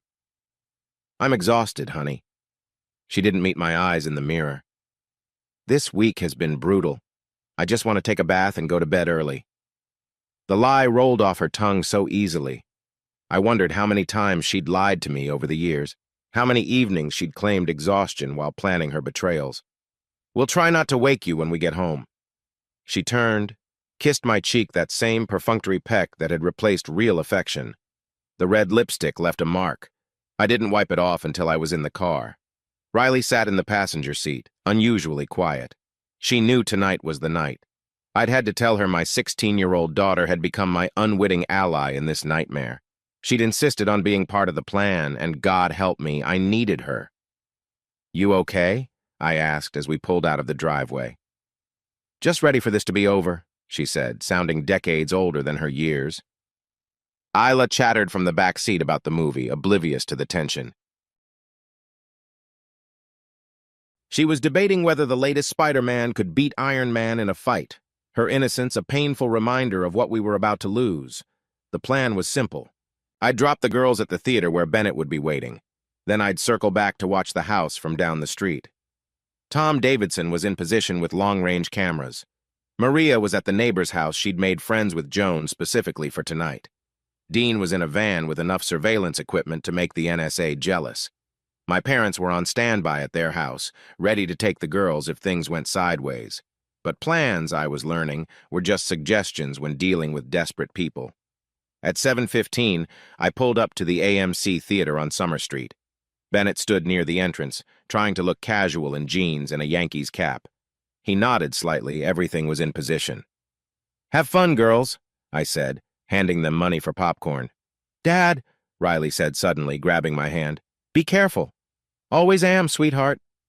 But as I drove away, watching them disappear into the theater in my rearview mirror, I wondered if careful was enough anymore. I parked 3 blocks from our house in the lot of a 24-hour CVS where my 10-year-old Honda wouldn't draw attention. The radio played some pop song about love and trust, and I turned it off before the irony made me sick. Tom's voice crackled through the earpiece he'd given me. "Movement at your house. Black BMW just pulled into the driveway. Dominic." driving the same car he could barely afford the lease on, the one Abigail probably thought represented success. If only she knew her security guard husband could buy 100 of those cars without blinking. "He's going in through the front door," Tom continued. "Your wife just let him in." I watched through the camera app on my phone as Dominic entered my home like he belonged there. He kissed Abigail in my foyer, his hands on her waist, and I had to close my eyes for a moment to keep from putting my fist through the windshield. "Stay calm," Bennett's voice came through the earpiece. "Remember the plan." "The plan? Right. Let them incriminate themselves, get evidence, protect the girls." But then Riley's voice cut through the chatter. "Dad, I forgot my jacket. I'm going back to get it." "What?" "No, Riley. I'm already here. I took an Uber." My blood turned to ice. Riley was at the house where her mother and Dominic were about to commit a crime. "Bennett, get her out of there. I'm 5 minutes away." "She doesn't have 5 minutes." I started the car. Plan be damned. But Tom's voice stopped me. "Wait, she's being smart. She's going around back, staying hidden." On my phone screen, I watched my daughter creep through the shadows of her own backyard. The girl who used to be afraid of the dark, now navigating it like a soldier behind enemy lines. She positioned herself behind the large oak tree, phone in hand, recording everything. Inside, Abigail and Dominic had started their performance. They overturned furniture in the living room, making it look like a struggle. Dominic used a crowbar to break the window from the inside, then carefully placed glass fragments to suggest forced entry. "Make sure you wear the gloves," Abigail said, her voice carrying through the open window. "We can't have fingerprints this time." This time, because last time had failed when Dominic got caught with the goods. They moved to my study, and I watched Abigail open the safe she'd watched me enter the combination enough times. The greed on her face as she saw the cash and gold was pornographic in its intensity. "3 million, she breathed. "He said 3 million. "That's more than enough to start over," Dominic said, loading gold bars into a duffel bag. "Mexico, maybe, or Costa Rica." "Anywhere but here," Abigail agreed, stuffing packets of $100 bills into another bag. "I can't stand another day pretending to love that pathetic man." Each word was a nail in the coffin of our marriage, but also evidence. Beautiful, damning evidence. Riley's camera caught it all. My brave girl, standing in the shadows, documenting her mother's betrayal with steady hands, even as tears ran down her face. "They're taking everything," Dean reported from his van. "I've got clear footage of both of them handling the stolen goods." "Police are standing by." Officer Alvarez's voice joined the channel. "Just give the word." But I wanted them to finish. I wanted them to complete the crime, to dig their hole so deep they'd never climb out. They worked for 30 minutes, methodical and efficient. They took the cash, the gold, and then Abigail did something that surprised even me. She went to our bedroom and took her jewelry, the pieces I'd given her over the years. "For the insurance," she told Dominic. "I'll say the burglars took everything." She held up the diamond necklace I'd given her for our 10th anniversary, bought with honestly earned money from my first successful trades, back when I still thought money could buy happiness. "This ugly thing must be worth something," she said, tossing it in the bag like trash. That's when Riley moved. Maybe it was anger, maybe just teenage clumsiness, but she knocked over a garden tool leaning against the tree. The crash echoed in the quiet night. Dominic's head snapped toward the window. "What was that?" "Probably just a cat," Abigail said, but she was walking toward the back door. "Riley, get out of there," I hissed into the phone. But my daughter was already moving, running across the yard toward the neighbor's gate. Abigail stepped onto the back porch just as Riley disappeared around the corner. "I told you I heard something," Dominic said, joining her. "It's nothing. Let's finish this." They went back inside, but now they were rushing, paranoid. They grabbed the last of the valuables and headed for Dominic's BMW. That's when I made the call. "Now!" Police cars materialized from 3 directions, lights blazing, sirens wailing. Dominic dropped the bag he was carrying, gold bars spilling across my driveway like the yellow brick road to prison. "Run!" Abigail screamed, but there was nowhere to go. I pulled up just as Officer Alvarez was reading Dominic his rights. Abigail saw me, and her face went through a symphony of emotions: surprise, fear, rage, and finally, cold calculation. "Michael!" she cried, running toward me. "Thank God you're here! I came home and found him robbing us. I tried to stop him." "Stop!" I said quietly. "Just stop!" "I don't know what you mean. I was trying to protect our home." Riley appeared at my side, holding up her phone. "I have video, Dad.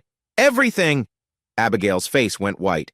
"Riley, what did you— I saw you, Mom, loading the gold into his car. I heard you talking about Mexico."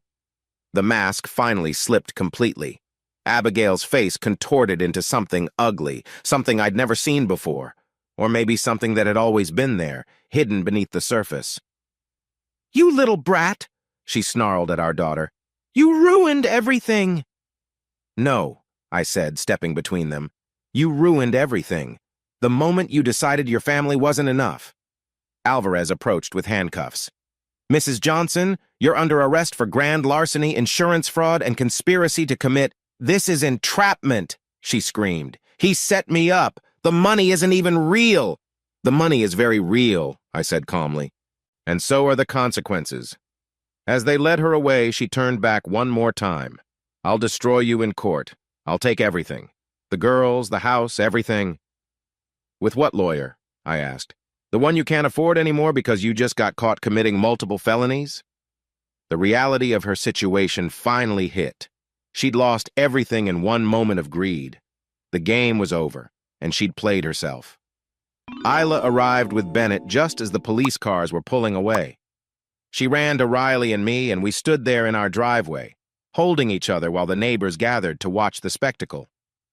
"Is Mom going to jail?" Isla asked in a small voice. "Yes, baby, she is." "For how long?" "I don't know. A long time." Isla was quiet for a moment, then said, "Good." The word shocked me, but Riley squeezed her sister's hand.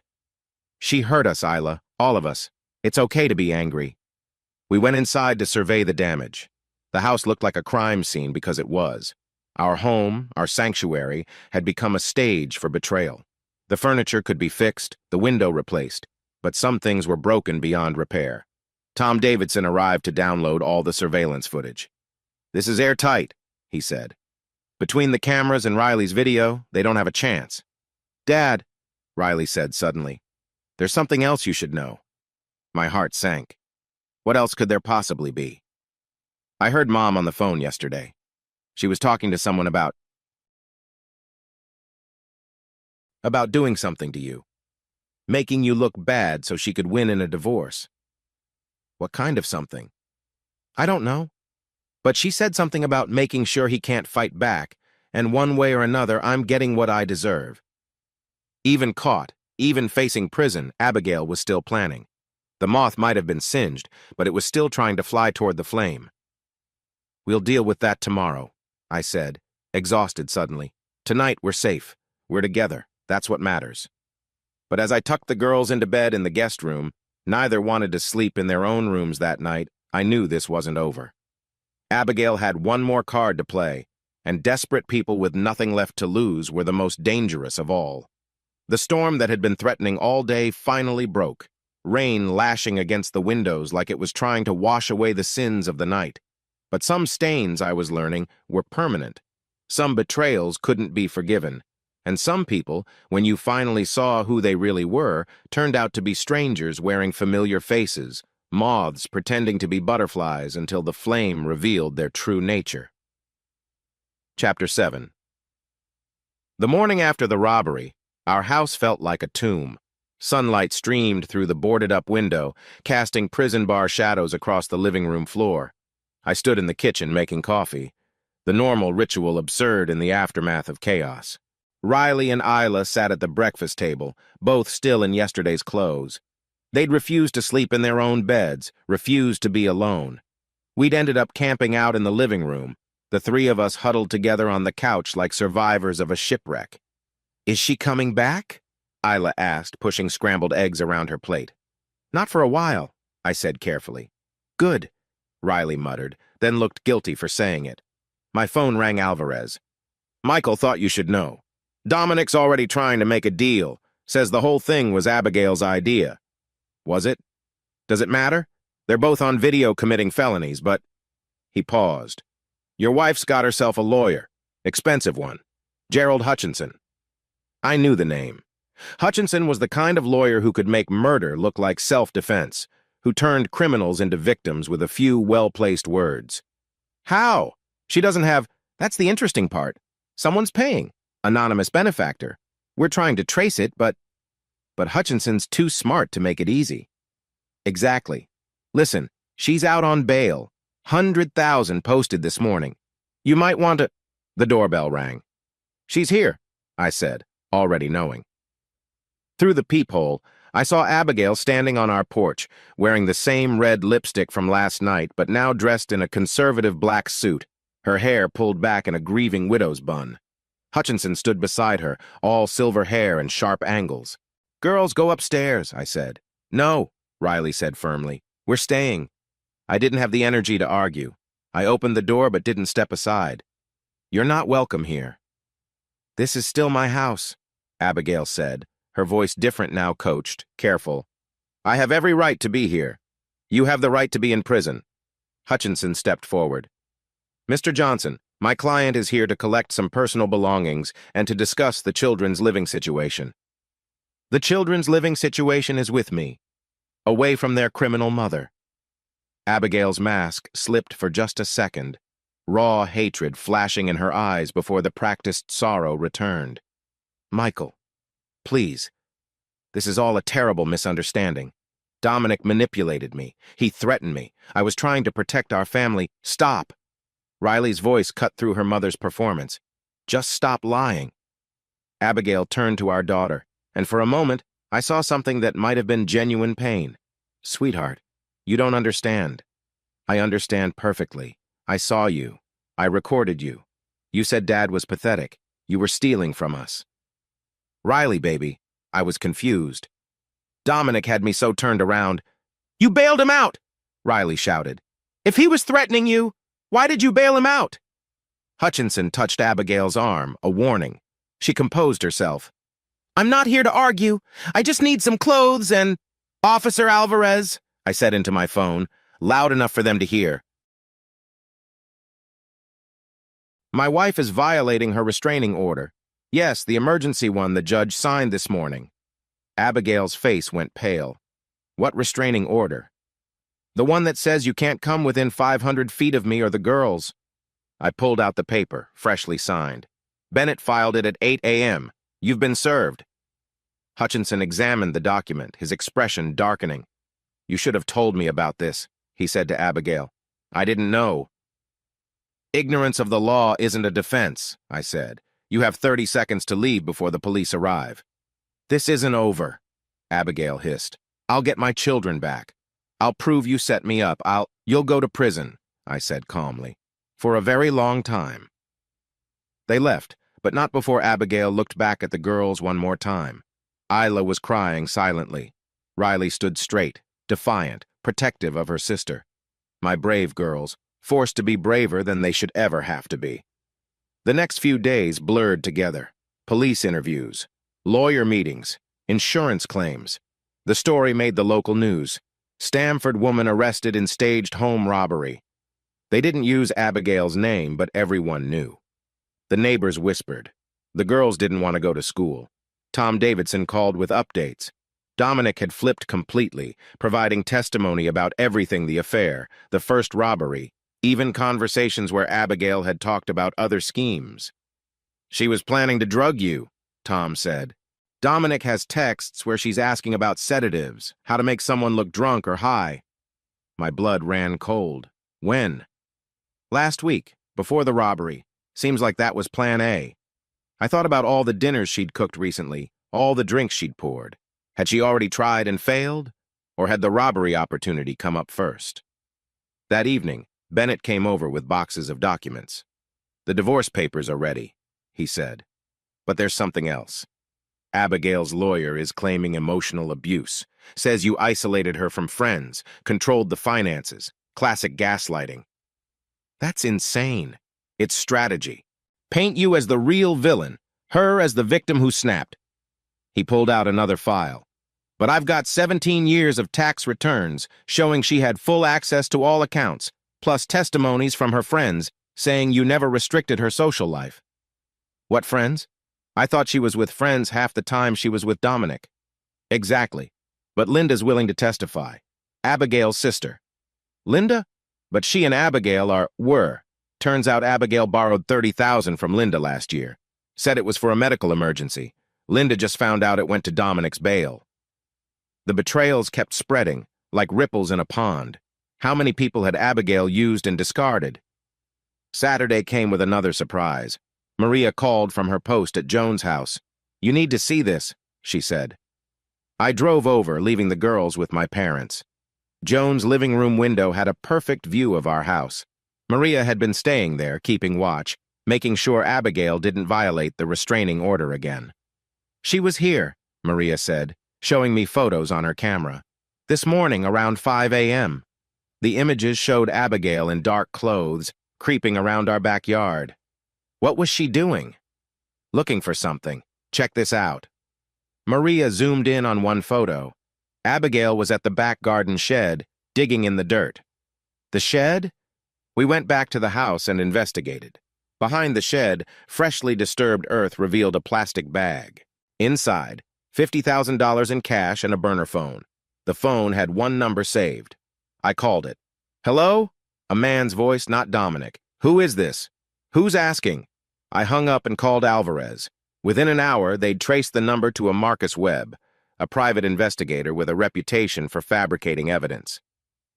"She was going to frame me," I said, understanding finally hitting. "Plant evidence. Have this guy discover it." "Looks like it," Alvarez agreed. "We'll add conspiracy charges to her list." That night, I sat with the girls and told them everything. Not the details, but the truth their mother had been planning to hurt me to win a custody battle. "Why?" Isla asked, the question that had no good answer. "I don't know, baby. Sometimes people change. Sometimes they become someone we don't recognize." "She didn't change," Riley said quietly. "She just stopped pretending." Maybe she was right. Maybe the Abigail I'd loved had never existed, just a performance that had finally run out of steam. The next morning brought a new crisis. Dean called, panicked. "Mike, check your bank accounts now." I logged in to find chaos. Multiple attempted transfers, all blocked by security protocols, but the amounts were staggering.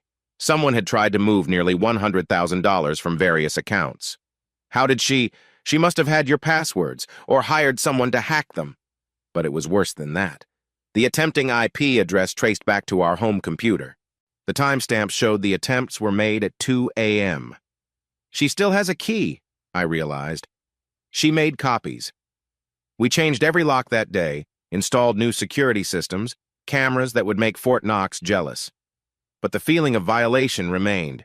She'd been in our house while we slept, trying to rob us digitally when physical theft had failed. Bennett arrived that evening with more bad news. "Hutchinson's filing a motion. Claims the money in the safe was community property, that you entrapped her into taking what was already hers." That's insane. It's desperate. But desperate people do desperate things, I finished. Everyone kept saying that, like it explained everything. But it didn't explain how someone you'd loved for 17 years could become your worst enemy.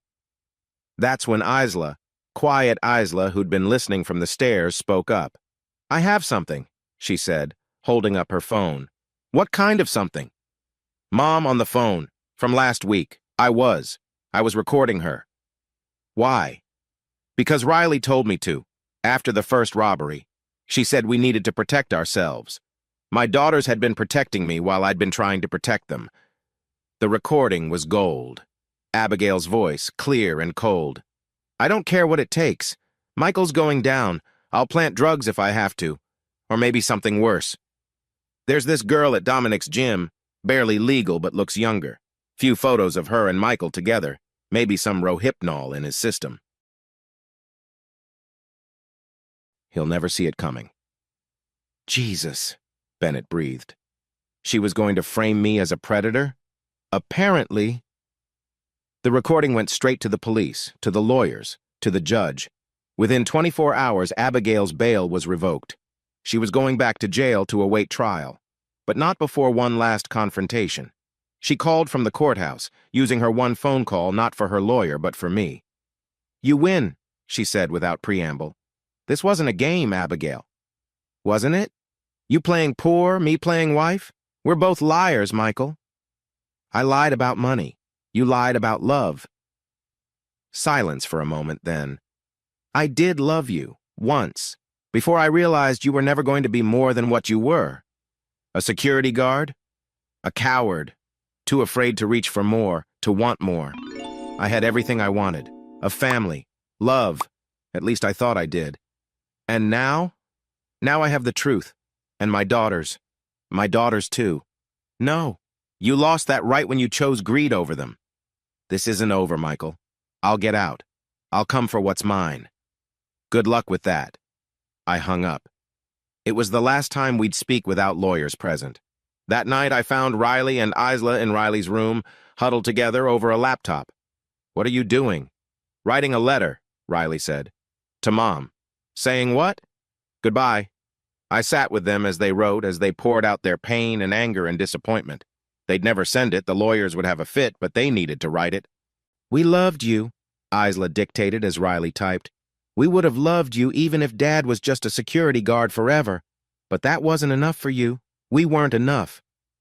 You chose money over us," Riley added, "and now you have neither." They printed it out and we burned it in the fireplace, watching their words turn to smoke and drift away. A funeral for the mother they'd thought they had, for the family we'd thought we were. The next morning we started packing. The house had too many ghosts, too many memories turned sour. We'd move to my parents' for a while, then find something new. Somewhere without hidden cameras and buried secrets and the echo of betrayal in every room. As I packed up the study, I found our wedding album. Abigail in white, radiant, promising to love and cherish. Me in a rented tux, believing every word. I almost threw it away, but Riley stopped me. "Keep it," she said. "Not for her, but for us. To remember that even liars can sometimes tell the truth, even if they don't mean to." "What truth?" "That we're a family. Maybe not the one in the pictures, but still a family." She was right. Abigail had tried to destroy us, but we were still standing. Bruised, broken in places, but standing. The moth had flown too close to the flame and burned, but the flame was still burning. And sometimes, that's all you can ask for. Chapter 8. August arrived with a heat wave that made Connecticut feel like the seventh circle of hell. Fitting, since I was living in my own personal inferno. 2 months had passed since the robbery, since Abigail's arrest, since our family had imploded in spectacular fashion. She was out on bail again. Her mysterious benefactor had ponied up the increased amount. We'd moved in with my parents temporarily, but the girls needed normalcy, so we'd returned to the house during the days. Every room held landmines of memory. "Dad, you look tired," Isla said one morning, finding me staring at my coffee like it held answers. "Just thinking." "About Mom?" "About everything." Riley entered the kitchen, already dressed for her summer job at the local bookstore. At 16, she'd insisted on working, said she needed to get out of the house. I understood the feeling. "There's something you should know," Riley said, not meeting my eyes. "Mom's been texting me." "What? How?" "There's a restraining order, from different numbers. Burner phones, I guess." She pulled out her phone, showing me the messages. "Baby, I miss you. This is all a misunderstanding. Your father is keeping us apart. Don't believe his lies. I'm going to fix this. We'll be together soon." Each message was a violation, legally and emotionally. "Why didn't you tell me sooner?" "I thought I could handle it, but yesterday." She showed me the latest message. "Your father isn't who you think he is. Soon everyone will know the truth." My blood chilled. Abigail was planning something. That afternoon, Hutchinson requested a meeting. Against Bennett's advice, I agreed. We met at a neutral location, a Starbucks downtown, public enough to prevent scenes. Abigail looked different. Thinner, harder, her beauty sharpened into something weapon-like. She'd dressed carefully designer suit that screamed success, jewelry I didn't recognize, The mysterious benefactor was keeping her in style. "Michael," she said, voice honey-sweet, "thank you for coming. What do you want?" "To make you an offer. Drop the charges. Give me the divorce I want, and this all goes away." "The divorce you want?" "Half of everything. Full custody of the girls. Alimony." I laughed. Actually laughed. "You're facing 20 years in prison and you want to negotiate?" "I'm facing allegations.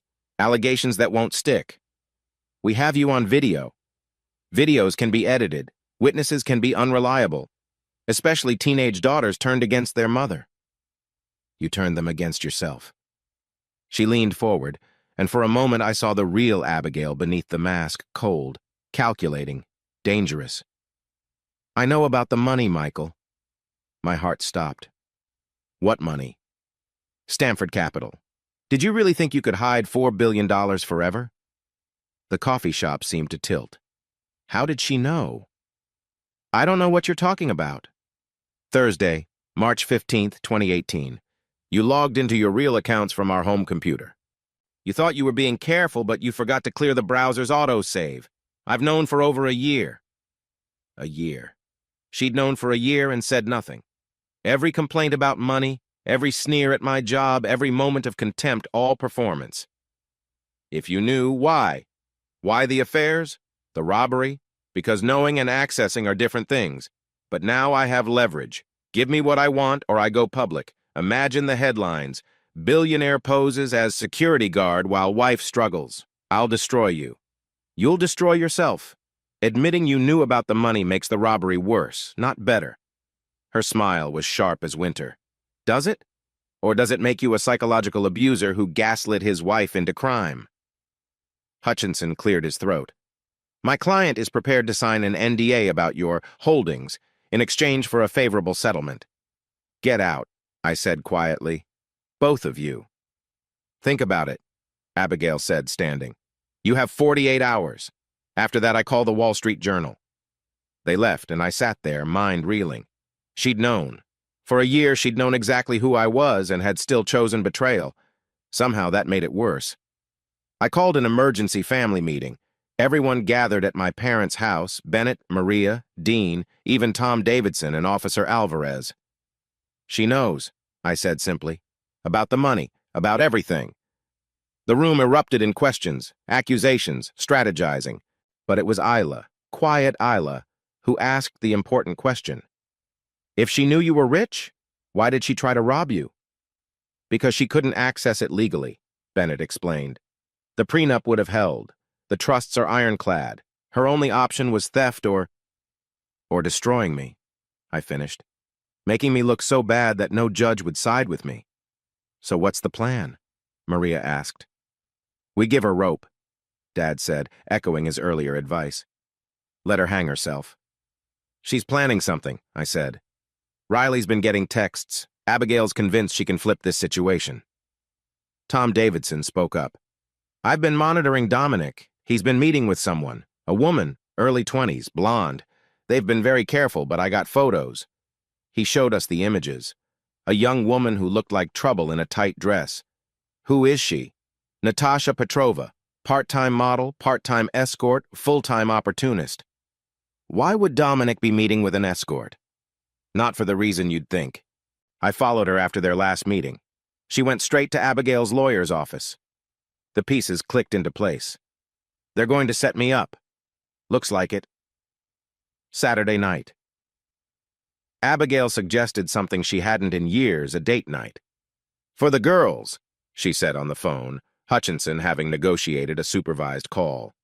"To show them we can be civil. Please, Michael." Every instinct screamed no, but I needed to know what she was planning. "Fine. Where?" "The Harbor Club. 8 o'clock. Just dinner, just talking." The Harbor Club was upscale, public, the kind of place where scenes weren't tolerated. It seemed safe enough. But I wasn't stupid. I wore a wire. Tom had 3 people in the restaurant. Bennett was in the parking lot.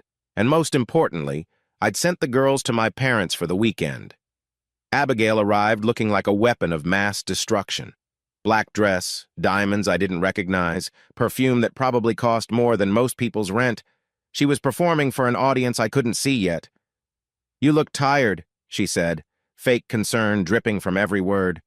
Prison will do that to you. Oh, wait, that's your future, not mine. She laughed, brittle as glass. Always so witty. I'd forgotten that about you. The waiter appeared with drinks I hadn't ordered. Whiskey for me, wine for her. To old times, she said, raising her glass. I didn't touch mine. Something flickered in her eyes, disappointment. We ordered dinner, made small talk that felt like walking through a minefield. She reminisced about our early days, when we were young and stupid and thought love conquered all. Remember our first date? She asked. You were so nervous you spilled wine on my dress. You said it gave you an excuse to take it off later. We were good together once. We were, before you decided good wasn't enough. Her phone buzzed. She glanced at it, smiled slightly. Excuse me, I need to use the ladies' room. The moment she left, I switched our drinks. Old paranoid habit from my Wall Street days, never leave a drink unattended. The whiskey tasted bitter, too bitter. Tom's voice crackled in my earpiece. Movement in the lobby. The blonde just arrived. Natasha Petrova entered the restaurant like she was walking a runway. Several heads turned. She headed straight for the bar, ordered a martini, and kept glancing my way. Abigail returned, saw my glass was empty. Another? I'm good. Her jaw tightened slightly. You sure? You seem tense. Just enjoying the ambiance. 10 minutes later, Natasha made her move. She walked past our table, accidentally, bumping into me, spilling her drink on my jacket. Oh my God, I'm so sorry. She grabbed napkins, started patting my chest, leaning in close enough that her intentions were obvious to anyone watching. It's fine, I said, standing up, stepping back, but she pursued, hands on my arm. Let me help. I feel terrible. I said it's fine. Abigail watched with calculating eyes, phone already out, ready to document whatever happened next. That's when salvation came from an unexpected source. Dad? I turned to find both my daughters standing in the restaurant entrance. Riley and Isla, who were supposed to be at their grandparents', were here. Girls? What are you? Uncle Bennett got worried, Riley said, her eyes taking in the scene, Natasha's hands still on my arm, Abigail with her phone, the staged tableau of seduction. He sent us in to check on you. Isla, beautiful, brilliant Isla, understood immediately. She pulled out her phone and started recording. Mom, she said loudly, why is that woman touching Dad? Who is she? The restaurant went quiet. All eyes on us. Natasha backed away, realizing the plan had failed. She headed for the exit, but Tom's people were already there. Going somewhere? Tom asked, blocking her path. Abigail stood, fury radiating from every pore. You set me up. No, I said calmly. You set yourself up. I just didn't fall for it. Girls? You don't understand. We understand perfectly, Riley said, still recording. You drugged Dad's drink, didn't you? That woman was supposed to take him somewhere, make it look like. God, Mom, how could you? The manager appeared, concern etched on his face. Is there a problem here? Yes, Officer Alvarez said, appearing as if from nowhere. Mrs. Johnson, you're under arrest for attempted assault, conspiracy to commit fraud, and violation of a restraining order. You can't prove anything. Isla held up her phone.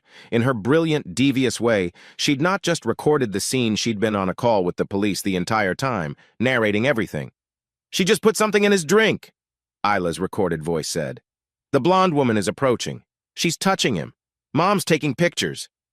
You little bitch, Abigail snarled at our daughter. That's when I lost it. Not violently, not dramatically, but completely. You just called our 14-year-old daughter a bitch, I said, voice deadly quiet. You drugged me. You hired someone to frame me as a predator. You've stolen, lied, cheated, and destroyed everything we built. And for what? Money you already knew I had? I deserved that money. 17 years of my life. 17 years of lies. You knew for the last year I was wealthy, and you still chose Dominic. You chose him because you wanted both his attention and my money. She lunged at me then, nails out, face twisted in rage. Alvarez caught her easily, cuffing her while she screamed obscenities that made other diners cover their children's ears. As they led her away, she turned one last time. "I'll destroy you all," she hissed. "You'll pay for this." "No," Riley said, stepping forward. "We're done paying for your choices." The restaurant was silent as the police car pulled away. Then, slowly, someone started clapping. Then another. Soon the entire restaurant was applauding my daughters, these brave girls who'd saved their father from a fate worse than prison. We went home, all of us, including Bennett, who'd been watching from the parking lot ready to intervene. The girls explained they'd overheard Abigail on a burner phone that afternoon, planning the setup. They'd insisted on coming, on protecting me the way I'd tried to protect them. "We're a family," Isla said simply. "We protect each other." That night, I tucked them in one last time. They were really too old for it.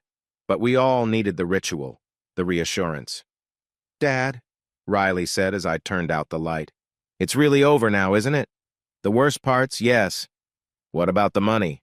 Everyone will know soon. Let them know. I'm tired of secrets." "Are you going to keep being a security guard?" I thought about it. "No, I think it's time to be who I really am." "Good," Isla said sleepily. "The real you is pretty cool." As I stood in the doorway, watching my daughters drift off to sleep, I realized something. Abigail had been wrong about me. I wasn't a coward afraid to reach for more. I'd had more all along, more love, more family, more loyalty than all the money in the world could buy. The moth had made one final attempt to reach the flame, but this time, the flame had burned too bright for her to get close, and in that light, the truth was finally, fully revealed. Chapter 9. The drive to Bennett's house felt like heading into battle. Riley sat beside me, still shaking from what had happened at the Harbor Club. Isla was in the back, clutching her phone like it was evidence in a murder trial, which, in a way, it was. Evidence of the death of our family as we knew it. Bennett's Colonial in Greenwich blazed with lights despite the late hour. Every car in the family was there: Dad's ancient Buick, Maria's Prius with the faded Coexist sticker, Dean's ridiculous sports car that he could barely afford. The Johnson family had assembled, and there would be hell to pay. "You girls okay?" I asked as we pulled into the driveway. "No," Riley said simply, "but we will be." Inside, the dining room looked like a war council. Dad sat at the head of the table, his judge face on the one that had sent criminals away for decades. Mom clutched a tissue box, her eyes red but determined. Maria was pacing, muttering in Spanish, never a good sign. Dean had his laptop open, fingers flying across the keyboard. Bennett stood by the window, watching for threats that might never come. "Sit," Dad commanded. "All of you."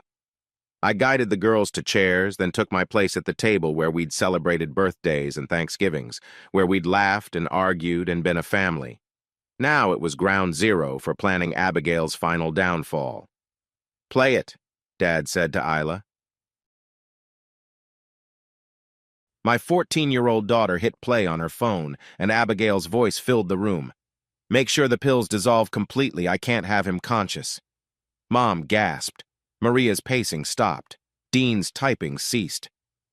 "That woman," Mom said, her voice shaking with rage I'd never heard before, "drugged my son, in front of my granddaughters." "She's done," Dad said quietly. The kind of quiet that meant someone was about to face the full weight of justice. "But we need to be smart about this. She's desperate, dangerous, like a wounded animal." "She's out on bail again," I said, "her mystery benefactor." "I know who it is," Dean interrupted, spinning his laptop around. "Did some digging into Hutchinson's finances. The payments trace back to a shell company connected to Preston Securities." "Dominic's firm?" "His boss, actually. Richard Preston. Turns out he's been shorting Stamford Capital Holdings for months, betting against your company. If you go down in scandal, he makes millions." The pieces clicked. This wasn't just about a cheating wife anymore. This was corporate warfare using my family as collateral damage. "So what do we do?" Riley asked, her voice steady despite everything.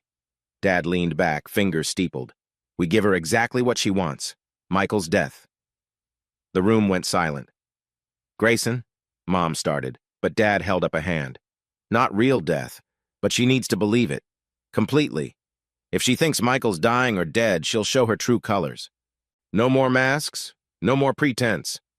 A fake accident, Bennett said, catching on. Medical emergency. Something sudden. Devastating. Car accident, Maria suggested. I can get friends at Greenwich Hospital to help. Create a paper trail, make it look real. I can handle the technical side, Dean added. Fake news posts, social media updates, make it go viral locally. I looked around the table at my family, my real family, all ready to fight for me, for the girls, for justice. When? I asked. Tomorrow night, Dad said. She's off balance from tonight's failure. We hit her before she can regroup. What about the girls? Mom asked, looking at Riley and Isla. We're staying, Riley said firmly. We're part of this family. We deserve to see it end. It could be dangerous, I started. Dad, Isla interrupted, sounding far older than 14. She's our mother. We need to see who she really is. No more lies, no more wondering if we're being too harsh. We need the truth.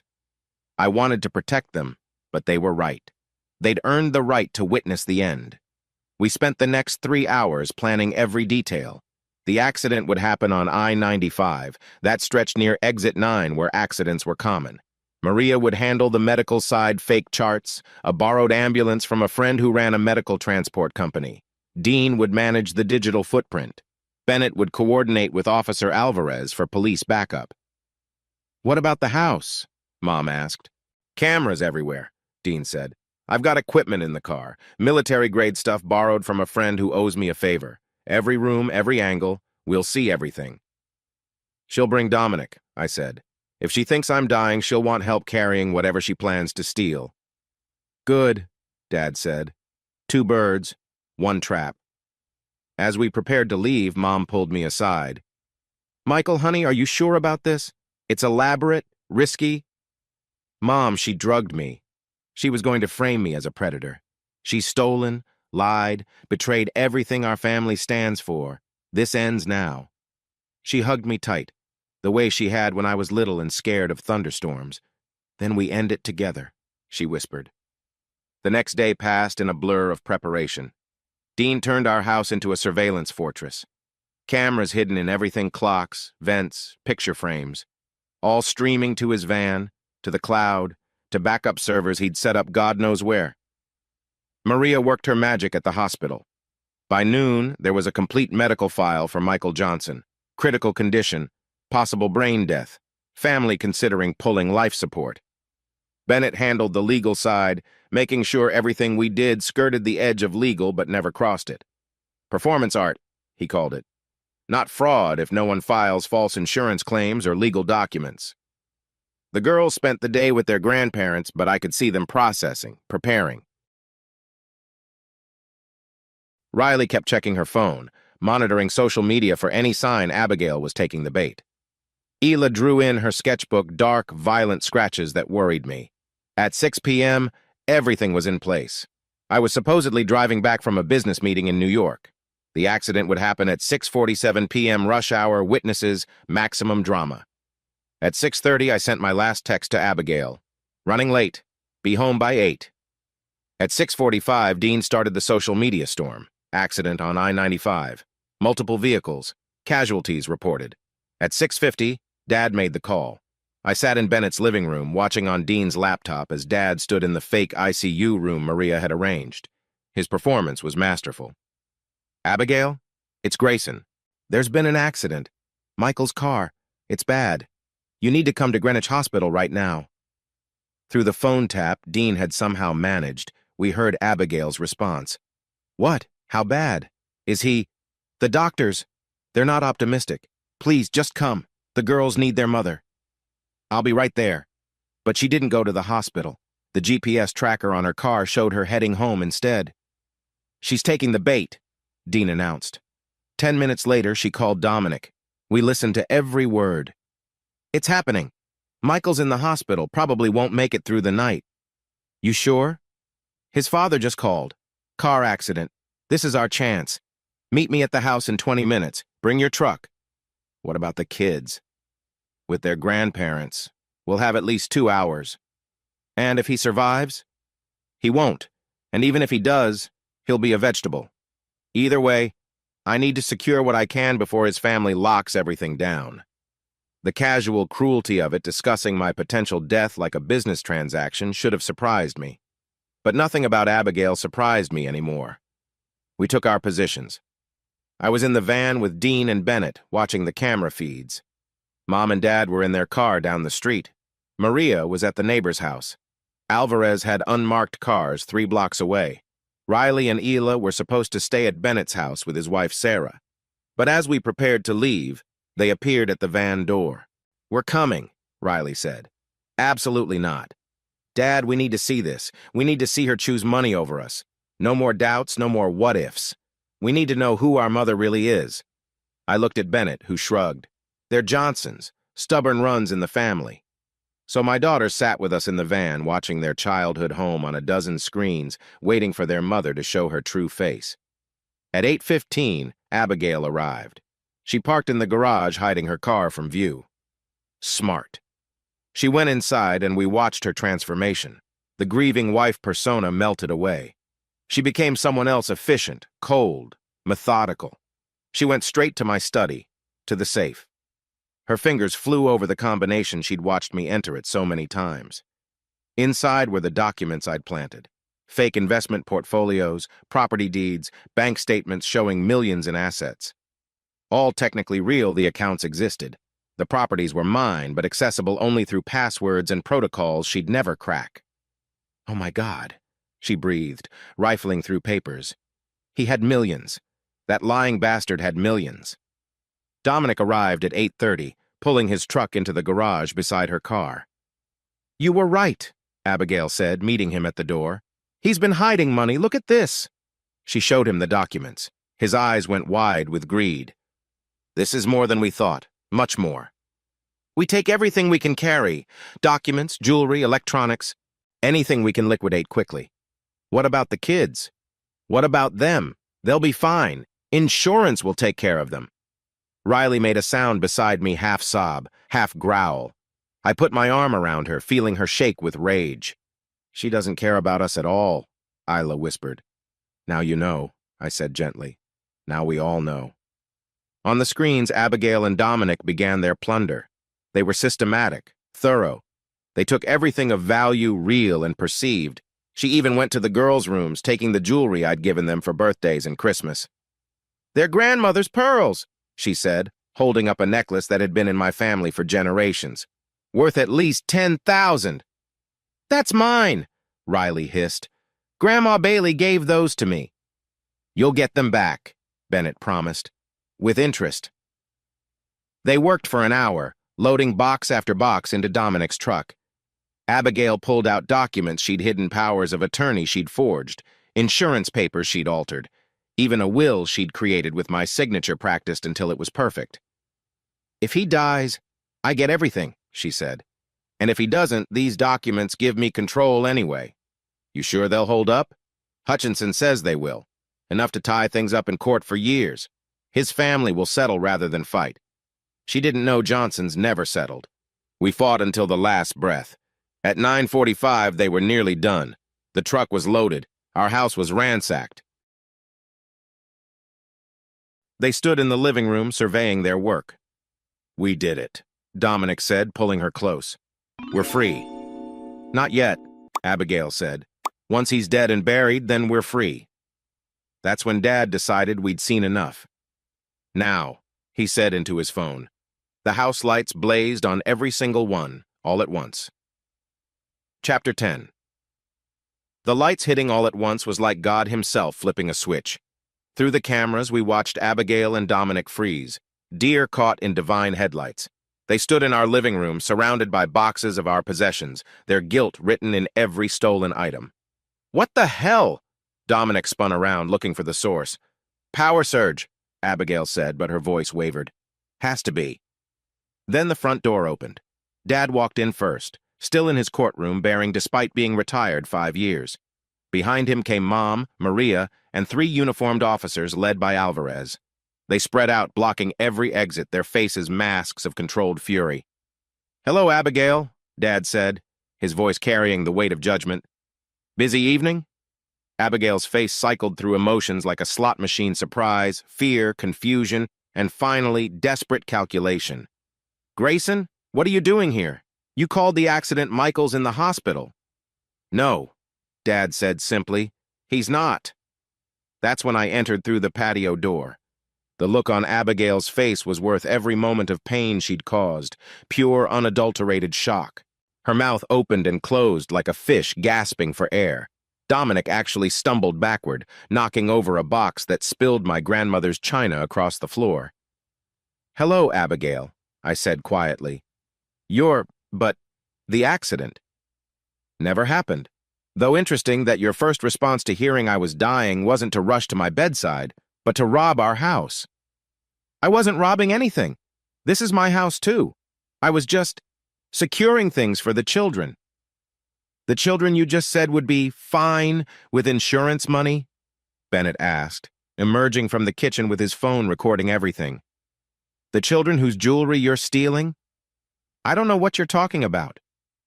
Really? Dean stepped out from the hallway, laptop in hand. Because we have video of everything. Audio, too. Amazing quality. You can hear every word about forged documents and taking millions. He turned the laptop screen toward them. There they were, in high definition, discussing my death like vultures over carrion. That's illegal! Abigail shrieked.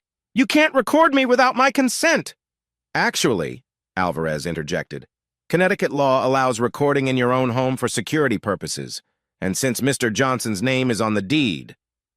This is entrapment. No, Dad said, his judge voice in full effect. This is consequences. That's when Riley and Isla walked in. I'd tried to keep them in the van, but they'd insisted. They needed this closure, this final proof of who their mother really was. Mom, Riley said, her voice steady despite the tears on her cheeks. Abigail's face changed, trying to shift back to concerned mother mode. Girls, thank God you're safe.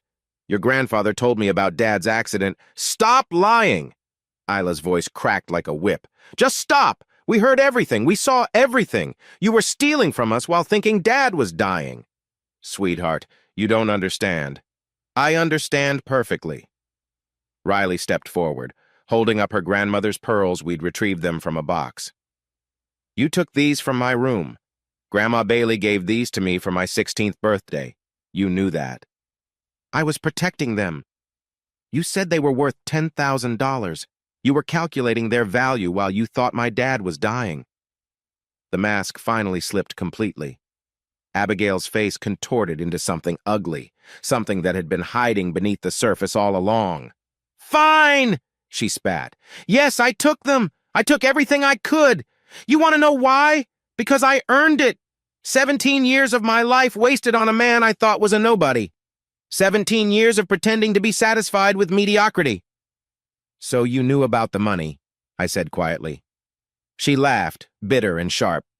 I've known for over a year. Stamford Capital Holdings. $4.5 billion, and you let me live like we were middle class. I let you live honestly. To see if you loved me or money. Love? She practically spit the word. Love doesn't pay bills. Love doesn't buy respect. Love is what poor people tell themselves to feel better about being poor. Then you never loved us at all, Ela said, her young voice carrying horrible understanding.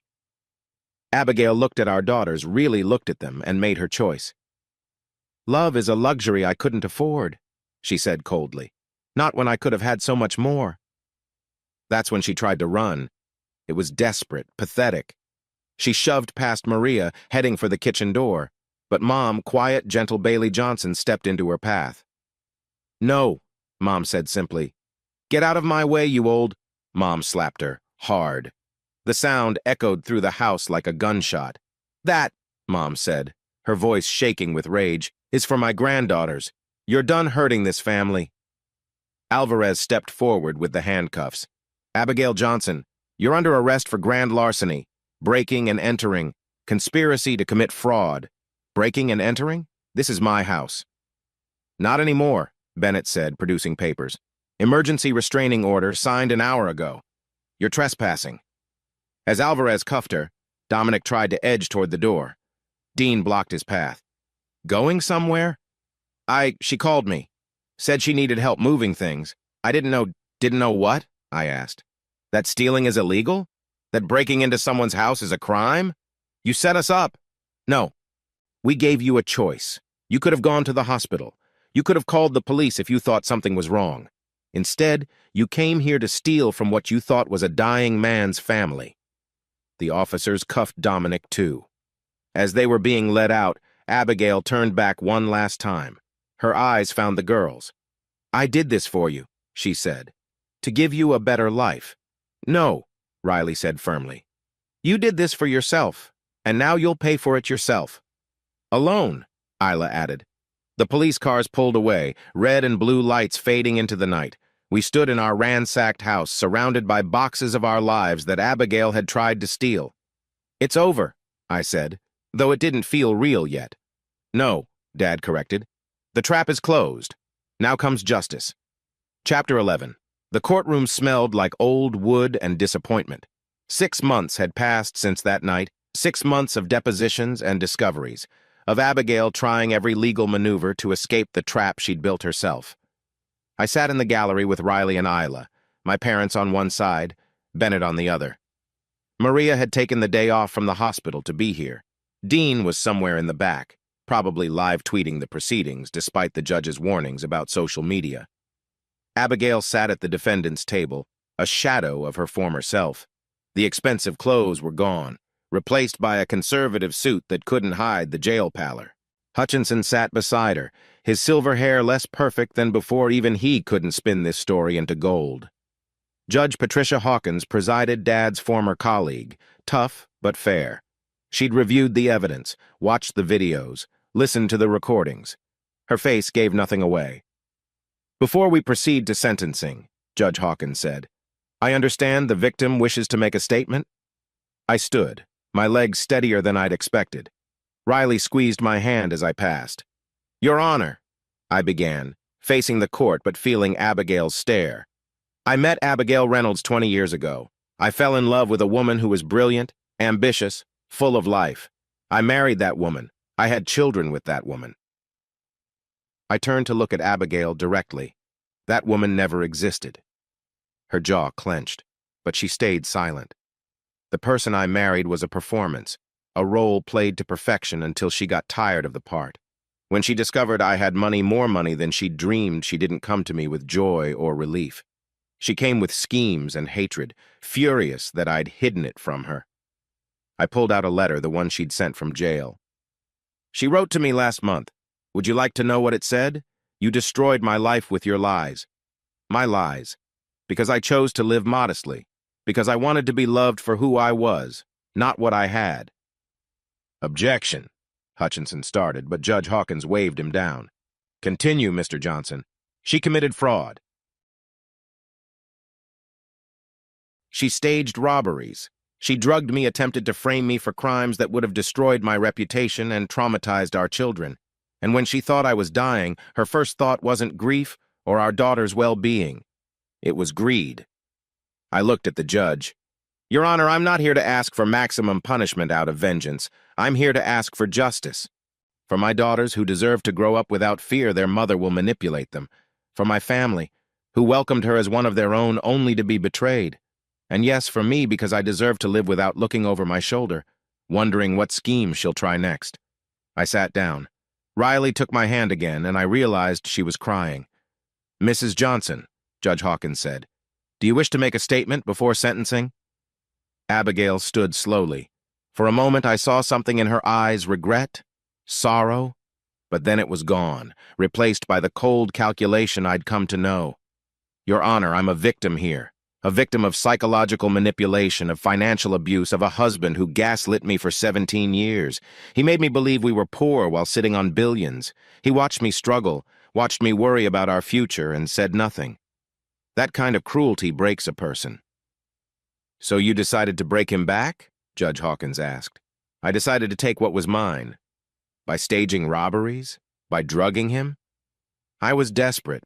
Desperate people do desperate things. Yes, Judge Hawkins said coldly. They do.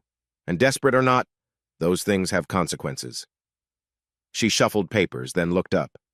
Abigail Johnson, you have been found guilty of multiple counts of grand larceny, insurance fraud, attempted assault with a controlled substance, conspiracy to commit fraud, forgery, and violation of a restraining order. The court has reviewed the extensive evidence, including video and audio recordings that show clear premeditation and malice. Abigail's hands gripped the table. The court is particularly disturbed by your willingness to involve your minor children in your crimes, your attempt to frame your husband for assault, and your complete lack of remorse. You have shown no acknowledgement of wrongdoing, only anger at being caught. Your Honor, Hutchinson started. I'm not finished, Counselor. Mrs. Johnson, you had everything most people dream of: a loving family, a comfortable life, healthy children, a devoted husband. But it wasn't enough. It would never have been enough because what you wanted wasn't love or security. It was wealth and status at any cost. She picked up her gavel. This court sentences you to 20 years in federal prison, with possibility of parole after 15. You are also ordered to pay $5 million in restitution to the insurance companies you defrauded, and you forfeit all rights to marital assets. The gavel came down like thunder. Abigail screamed, actually screamed. 20 years for taking what was mine. It was never yours, Judge Hawkins said, and now neither is your freedom. Officers, remove the defendant. As they led her away, Abigail looked at our daughters one last time. I'm your mother, she cried. You can't do this to your mother. You did this to yourself, Riley said quietly. You're not our mother, Isla added. You're just someone who gave birth to us. Abigail's face crumbled as the reality hit. She'd lost everything, not just the money or freedom, but the only things that might have mattered. But even then, I could see her calculating, planning, scheming for the appeal that would surely come. Dominic's sentencing was quicker, 15 years, eligible for parole in 10. He took it without protest, smart enough to know he'd gotten off easier than he deserved. Outside the courthouse, reporters swarmed. The story had gone viral: billionaire security guard catches gold-digging wife. But I pushed past them. This wasn't about publicity. How do you feel? One shouted. I stopped, looked at the camera. I feel free, I said simply. My daughters and I are free. That night we had dinner at my parents' house. The whole family was there, even some cousins who'd driven up from New Jersey. Mom had made her famous pot roast. Dad opened wine he'd been saving for 30 years. To justice, he toasted. To family, Mom corrected. To new beginnings, I added. We clinked glasses, even letting the girls have a small sip of wine. Later, as I tucked the girls in, they still stayed at their grandparents' some nights. The house too full of ghosts, Riley asked the question I'd been dreading. Do you regret it? Hiding the money? I thought about it, really thought about it. No, I said finally, because hiding it showed me the truth.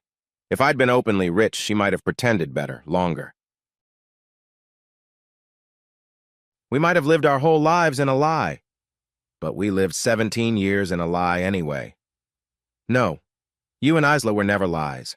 Our family, the real one, with Grandma and Grandpa, and everyone that was never a lie. The only lie was her. Will you keep being a security guard? I laughed. Actually, I gave notice yesterday. Time to be who I really am. Good, Isla said sleepily. The real you is pretty great. Chapter 12. 3 months later, the moving truck pulled away from our old house on Thornridge Drive, taking the last physical remnants of our old life.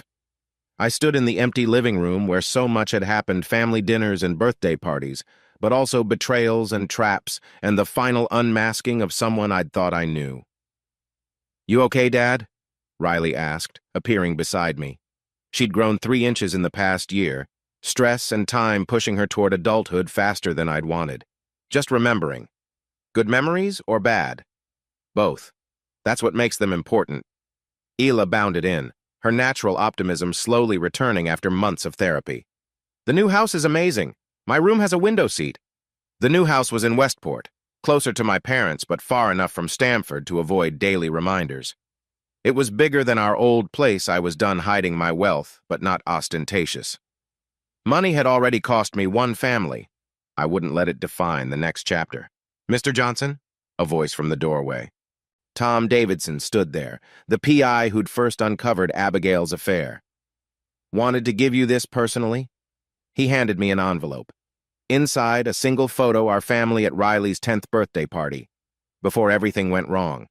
Abigail was smiling, the girls laughing, me looking at them all with pure love. "Found it during the investigation," Tom said. "Thought you might want it, to remember there were good times, too." After he left, I stared at the photo. The family in it was gone, but the love I'd felt for my daughters at least remained. My phone buzzed. Bennett, texting from his office. "Press conference in an hour. You ready?" Ready to publicly announce myself as the CEO of Stamford Capital Holdings. Ready to stop hiding. Ready to be myself. "On my way," I texted back. The press conference was at the Four Seasons in Manhattan. My company had rented the ballroom and it was packed. Financial journalists, local media, even some national outlets drawn by the sensational story. I stood at the podium, my daughters in the front row with my parents. Riley wore the pearls her grandmother had given her, the ones Abigail had tried to steal. Isla sketched in her notebook, her new coping mechanism. "Good afternoon," I began. "My name is Michael Johnson, and I am the founder and CEO of Stamford Capital Holdings." Cameras flashed. Reporters leaned forward. "For 20 years, I've hidden this fact, choosing to live as a security guard while building a $4 billion empire. Many of you know the story how this deception led to my wife's crimes and our very public divorce. But I'm not here to rehash the past. I'm here to talk about the future." I looked at my daughters. Stamford Capital is launching the Johnson Family Foundation, dedicated to financial literacy and domestic abuse prevention. We're committing $100 million to start, because I've learned that money without wisdom is destruction, and love without truth is manipulation. Questions erupted. I answered them honestly about the company, the foundation, the bizarre double life I'd led. But when someone asked about Abigail, I shut it down. "My ex-wife is serving her sentence. I wish her well in her rehabilitation, but that chapter is closed." After the conference, we had dinner at a small Italian place my parents loved. No cameras, no drama, just family. "I'm proud of you," Dad said simply. "You could have been vindictive. You chose to be better." "I had good examples," I replied, looking at him and Mom. Maria raised her glass of wine. "To the Johnson family. We've been through hell, but we're still standing." "Stronger than before," Bennett added. "Richer, too," Dean joked, then yelped as Maria kicked him under the table. "Money's just money," I said. "This," I gestured around the table, "this is wealth." Later that night, I found myself in my new study, unpacking boxes. One contained legal documents from the divorce and trial. I almost threw it out, then stopped. History, even painful history, deserved preservation. At the bottom of the box was a letter I'd never sent, written to Abigail after her sentencing, when anger had cooled to something more complex. "Abigail, I loved you. That's the truth you never believed. I loved you when I had nothing, loved you as I built everything, loved you even as you destroyed it all. You asked me once why I hid the money. The answer is simple. I was looking for someone who would love me at my lowest, believing that such love could survive anything. I was wrong. Love without character is just passion. Trust without truth is just denial. And marriage without mutual respect is just a long con. I hope prison teaches you what life with me couldn't, that real worth isn't measured in dollars, but in the lives we touch, the children we raise, the integrity we maintain even when no one's watching. Our daughters will grow up without you, but not without love. They'll have my parents, my siblings, and me. They'll have therapy and time and the truth. They'll have everything you tried to steal and everything you never valued. I forgive you.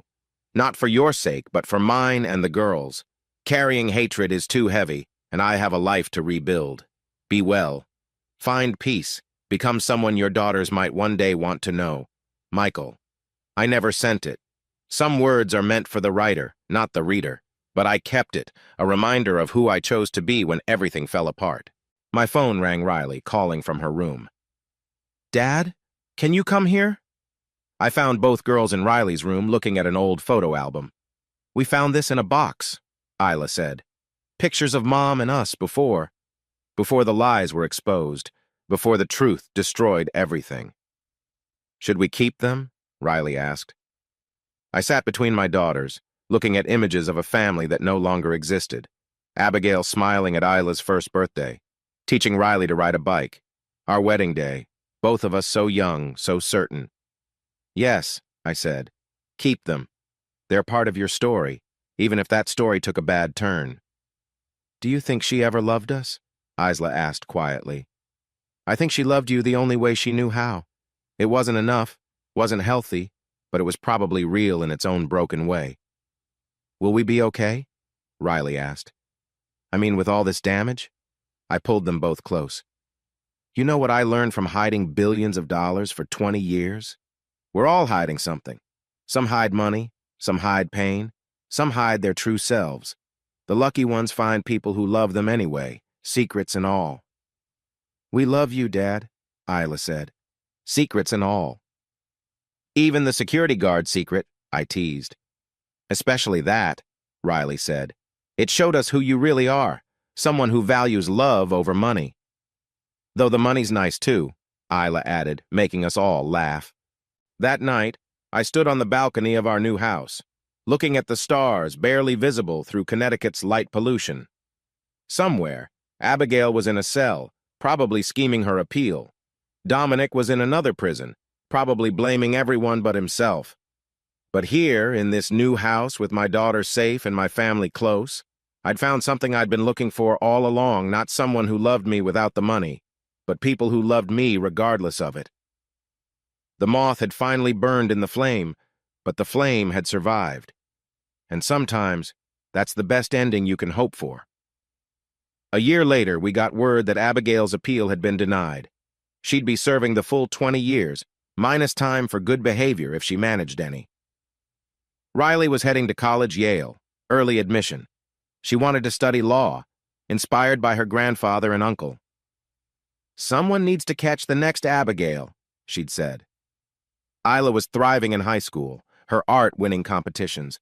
Her latest piece, a moth turning to ash while a phoenix rose from the flames, hung in my office at Stamford Capital Holdings. I'd started dating again, carefully.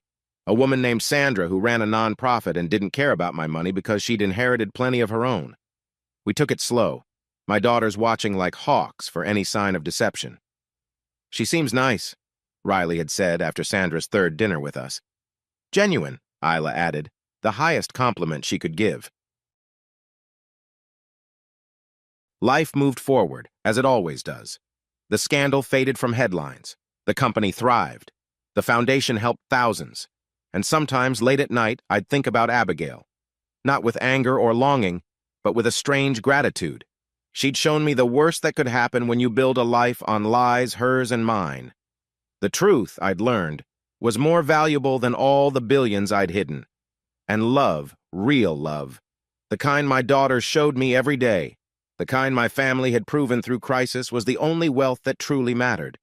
The moth had taught the flame its most important lesson. Sometimes you have to burn away the false to find the real, and what remains, tested by fire, is worth more than gold. The end. What strikes me most about Daniel's story isn't the billions he hid, or even Emily's betrayal. It's how his daughters, especially 13-year-old Paisley, showed more wisdom and courage than any of the adults. While the grown-ups were playing games with money and lies, these kids saw through everything and chose truth over comfort, even recording evidence that would send their own mother to prison. Makes you wonder, do we really protect our children by hiding harsh realities, or do we underestimate their ability to handle truth with more grace than we do?